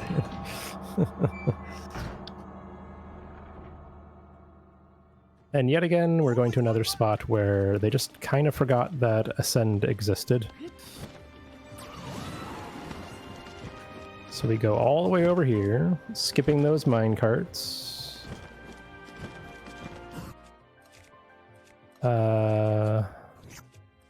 Make sure to get the right bow out. I don't really want to take more damage on my Lionel bow. The weapon routing is pretty solid, but you don't want to do any unnecessary shots, just in case something goes awry.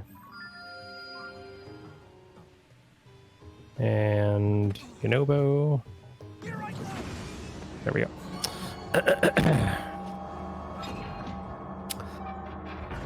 And that leaves us free to just warp back to the start of the dungeon. Okay.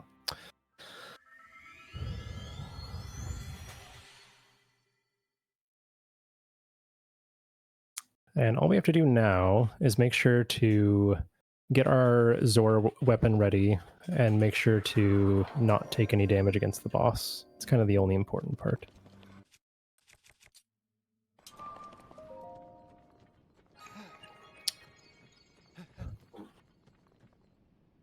So that opens up the door for us. Thank you, Cobb. And we need Yonoba to follow us, which he's not good at. Let's be real here. He's not good at obeying what I want him to do. What is he good at? Probably some hidden skill like wood carving or... I was about to say woodwork, because he lives on a fire mountain. There you go. Same brain cell. All right, so we need to knock out the legs. Which we wait.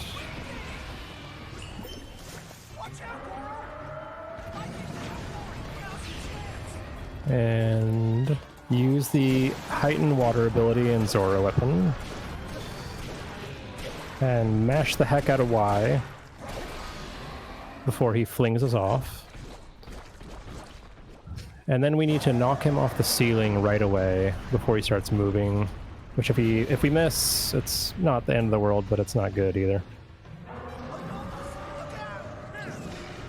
Should work. It did.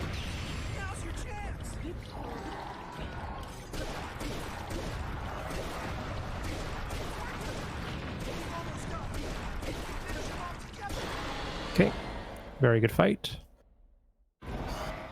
And we can go ahead and skip this heart container.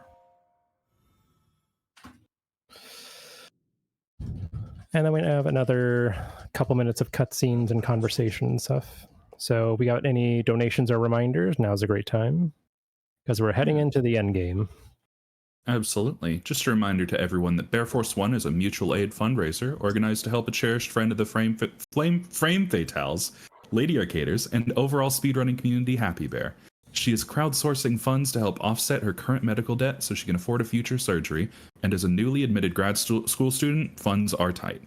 We as a community have all rallied together to create this event and support her. With your donations, we can help change Happy Bear's life and make sure she can get the care she needs comfortably. And while you're sending in your donations to help out Happy Bear, remember that we have some pretty cool goals and bid wars going right now. Again, we have Kirby's Dream Land, which is closing pretty soon here. We're coming up on about 30-ish minutes left. So we want all your donations in before the beginning of Kirby's Dream Land. That is for our Pride flag palettes. We have 5 different choices for all of y'all to choose from there. We also have Haven, which will be run by Nicole Goodnight later in the evening. We have Good Ending versus Bad Ending open. Good Ending is on the rise right now, but all those Bad Ending believers, you can still get in your donations. Then we have Nickelodeon All-Star Brawl 2. We have our character bid war between Danny Phantom from Danny Phantom, Korra from Avatar, El Tigre from El Tigre, and Garfield from Garfield.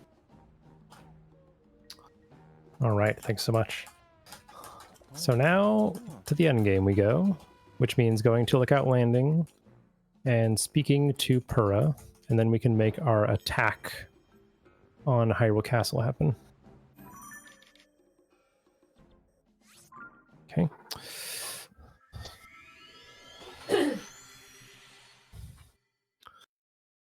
So to get up there a bit quicker and make some of our strats later in the end game easier, we're going to use a spring, but we're going to come back to it and fuse it to a shield just to like make sure that we have something on us to do a shield jump with. Let's see. It's always hard to find after this menuing, but it's right there.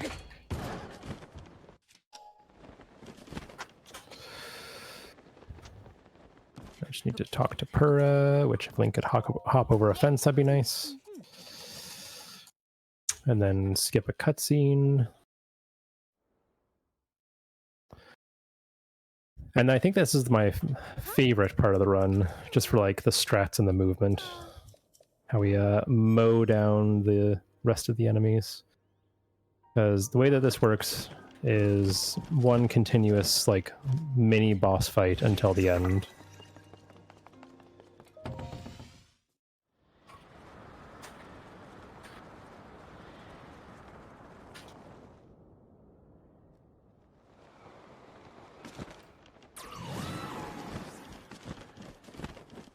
So we make our way over using some Tulin pumps. As you can see on the mini-map, we are actually have quite a good amount of speed. It's just hard to see when you're this high up, but Link he's schmooving a little bit.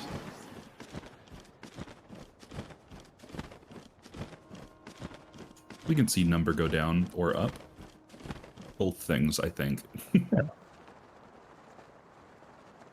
So here is why we collected a couple of puff shrooms at the start of a spirit temple, not at the start of the run, kind of in the middle of the run. Link. Puff shrooms are going to confuse the enemies and let me kill them in one hit. And it's going to be very useful, especially on some of these harder sections.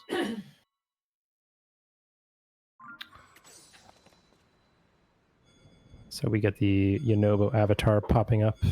I just need to activate Sidon to get my double damage. Okay. Thanks, tornadoes.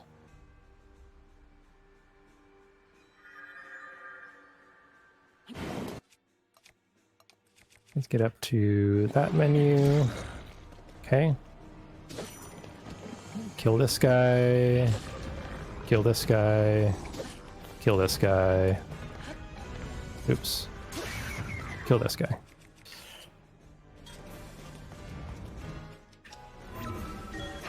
Alright, then we ascend out And we make our way around the side of the castle toward the library.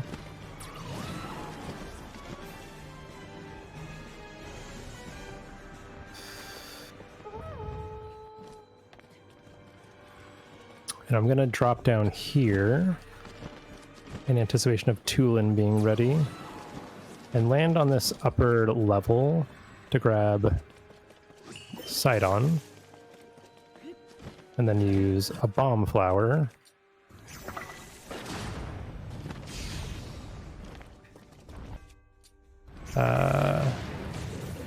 Okay.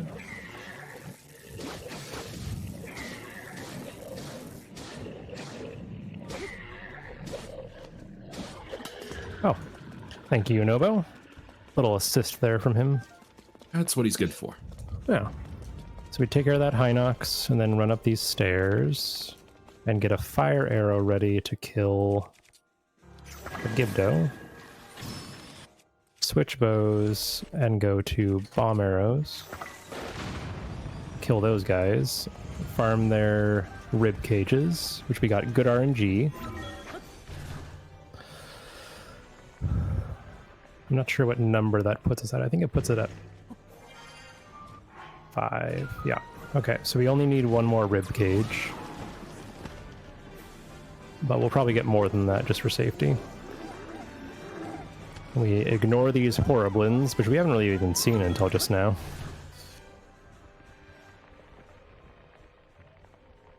And ascend up to a higher level of the castle. Take a little damage. Which actually was no damage because that heart was already taken away. And then this is why we got Ice Fruit. It's because of Fire Lizalfos.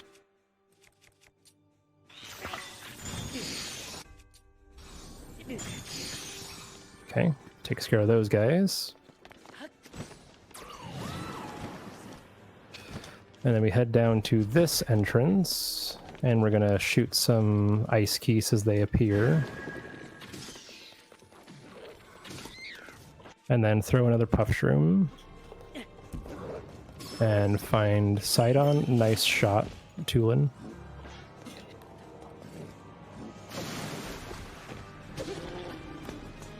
Okay. A little more harm than help there, but whatever. And this next part is why we got that one Ancient Blade after Spirit Temple in that beat one dungeon, get one Ancient Blade free giveaway. Hottest deal in Hyrule.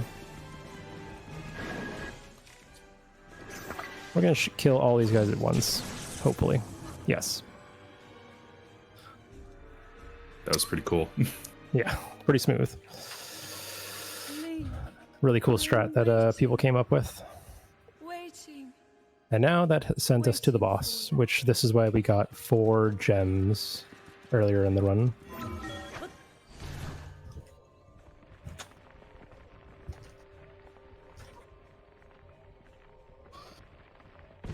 And that ascend spot sends us right outside the sanctum. And we're hopefully going to kill these guys with just splash damage, but we'll probably need to shoot them 1 or 2 phantoms during the boss fight. But the really important thing is to not shoot ourselves with splash damage.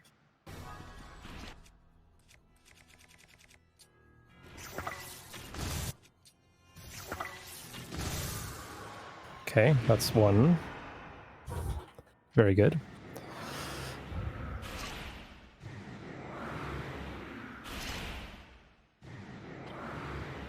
And then we just do the same thing.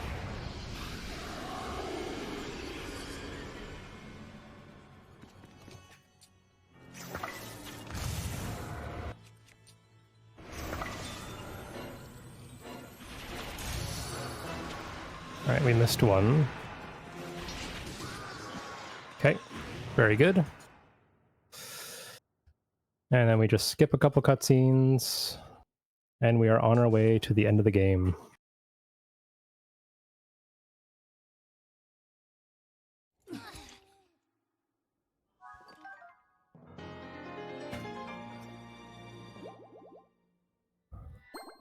And This is why we got a Gerudo Spear earlier in the run. I'm going to fuse it to a Gloom Spear to make an 86 damage weapon. And we're going to run through these safe spots. And then we're going to perform a glitch. I know we've done basically no glitches in a long time, but here comes a singular glitch.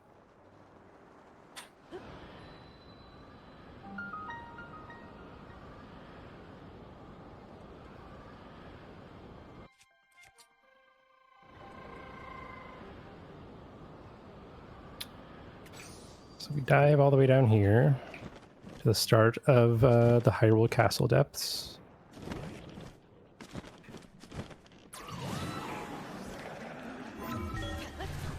Send through here.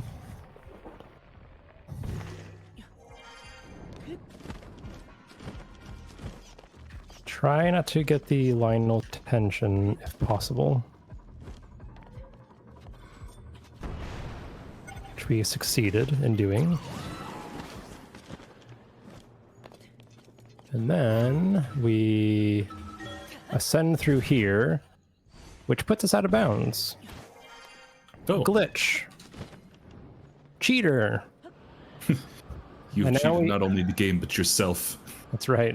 And now we have to do something called a ragdoll clip, which, I'll be honest, it sucks. It seems like it's random on whether it works or not.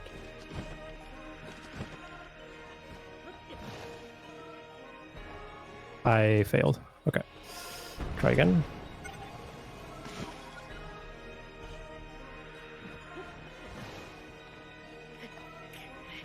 And we got it.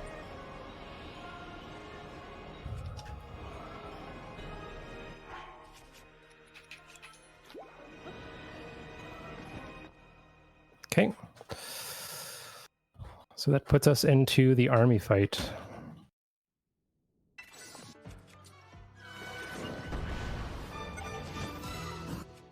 So we're going to use our Feroce Shards.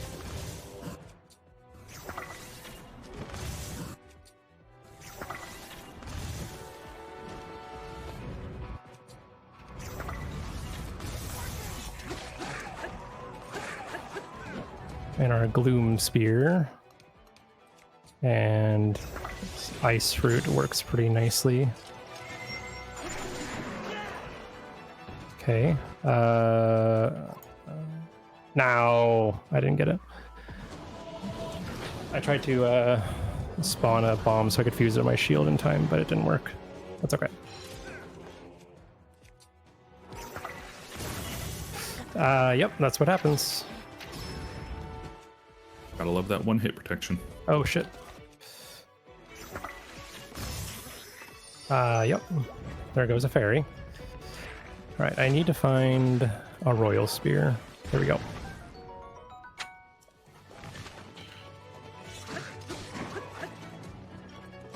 Are we good? I think we're good. Oops. That's okay. Now we need to get at least 1 or 2 rib cages from these guys for the Ganondorf fight.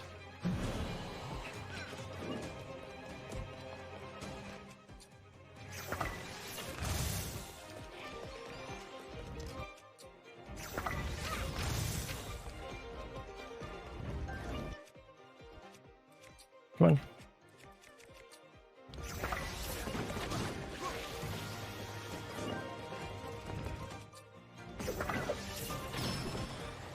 Okay. That should be all of them.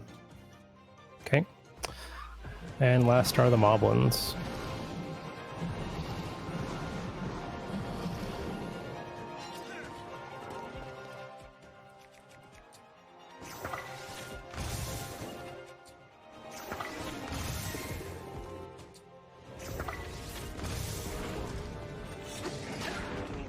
All right, and that is the army fight.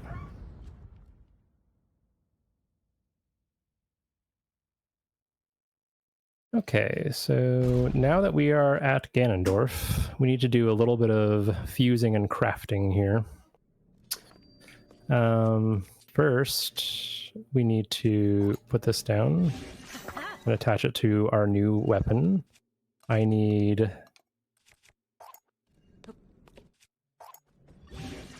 a couple of shields fused together with bombs, just for safety and some strats.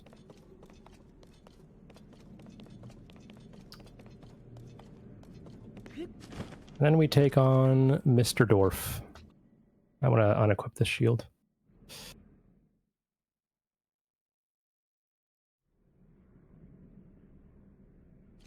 John and Dorf. So the strat for this guy is 2 flurry rushes in phase 1.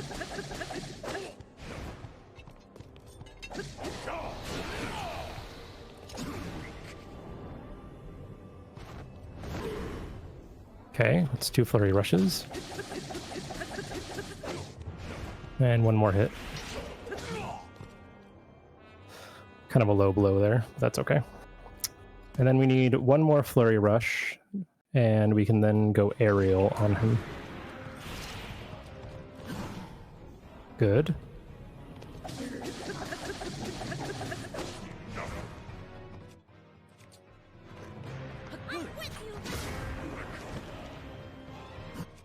And we need our rib cages.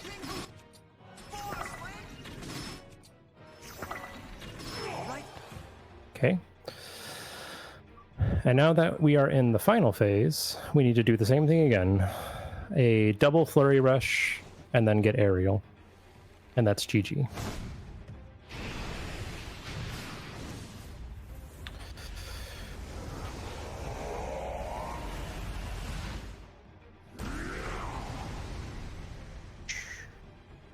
So he forces away our helpers, which actually makes him weaker because now it's just one-on-one again, which is confusing. But sure.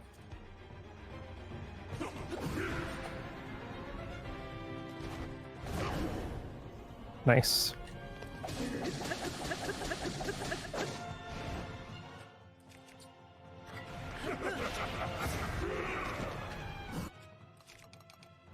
Okay.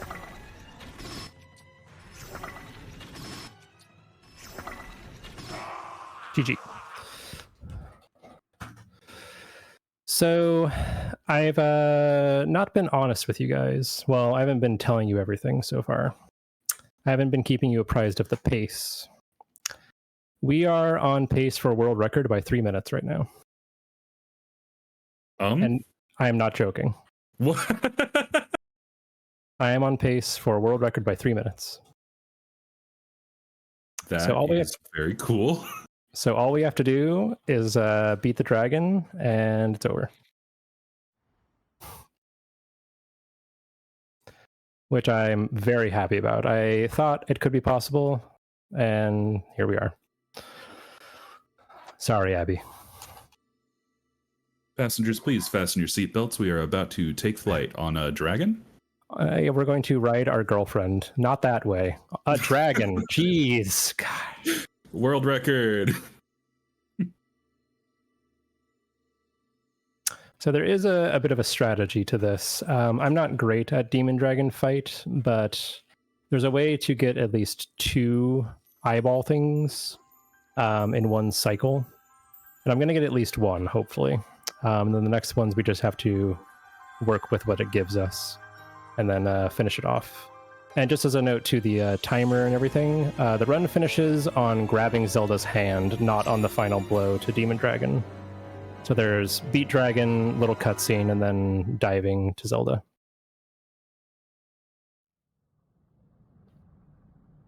And this is by far the best music in the game.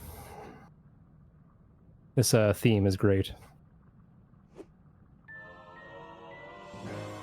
Yep, it just gives you the Master Sword.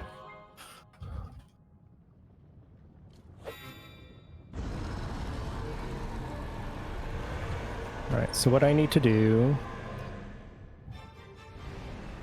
is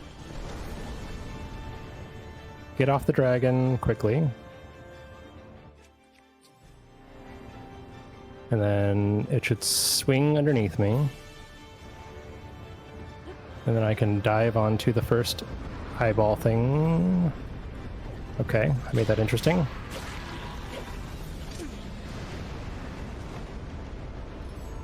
Okay.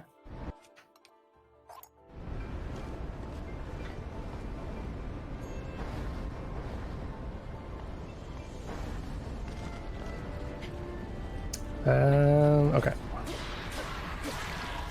Cool. Now we ask our girlfriend to pick us up from soccer practice. Thank you. I'm an adult.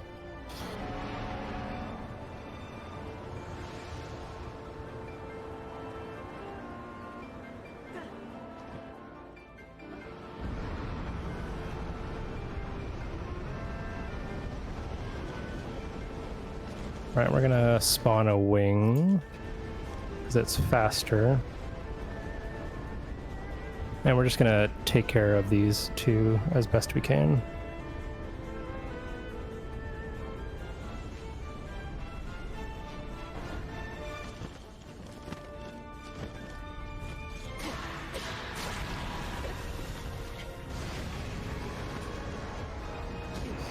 Ow. I got punched by a dragon. You only took a heart of damage. That's true. And it didn't even count against my overall health.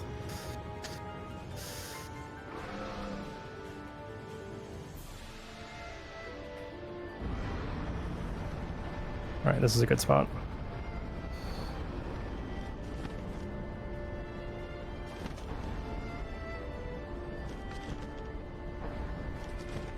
Come on. Help me out.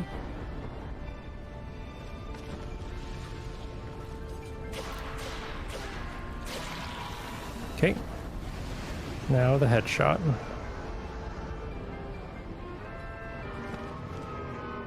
Best part of the theme right here.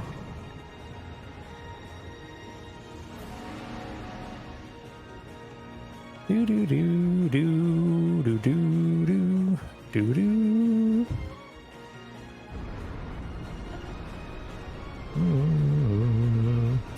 Alright, we just need to make sure to land on his head and avoid his fiery breath.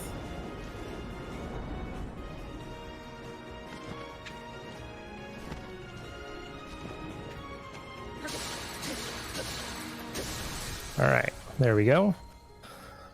Now we skip a cutscene. Well, we have to do the final strike, then skip a cutscene.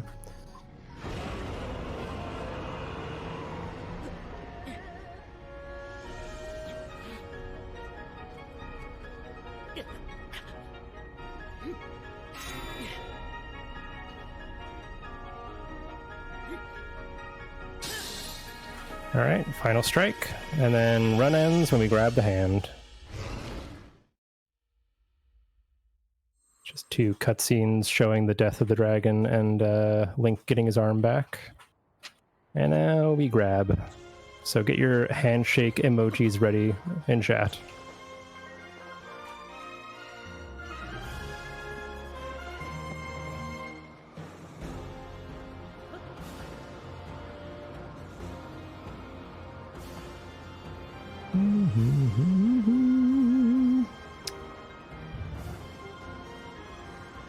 So you can't actually reach the ground on this. You can just fall forever.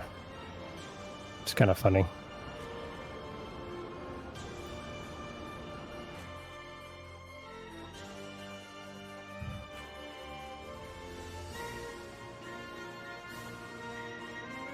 And that is time.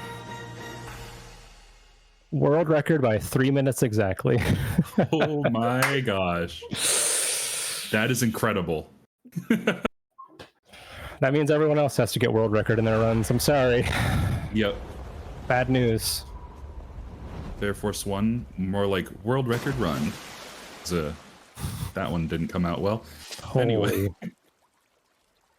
I wasn't too nervous, but I was just like gazing at the timer like, the whole time. 3 whole minutes. Like, is that a reasonable amount of time to have saved on this run, or is that like that's a lot really, of time. really good? That's pretty good. And I've improved my segments for a couple minutes while I've been practicing and warming up, but that's not really introducing any new strats or anything. It's just playing a lot better. It's incredible. Anyway, that's all I got. My name's Orchrist, and I stream every weekday, and it's a fun time. We do speed runs, do some casual stuff. So if you like what you see, please stop by sometime. I'd love to see you. And shout outs to KingsPride for hanging out with me this long. It's a long run to kick off the marathon and, sit through all these cutscenes. So I appreciate it. I had a ton of fun. Don't even worry about it. And thanks Osborne as well for inviting me to participate. And let's get those incentives met for Happy. She really deserves it. I reached you, after all.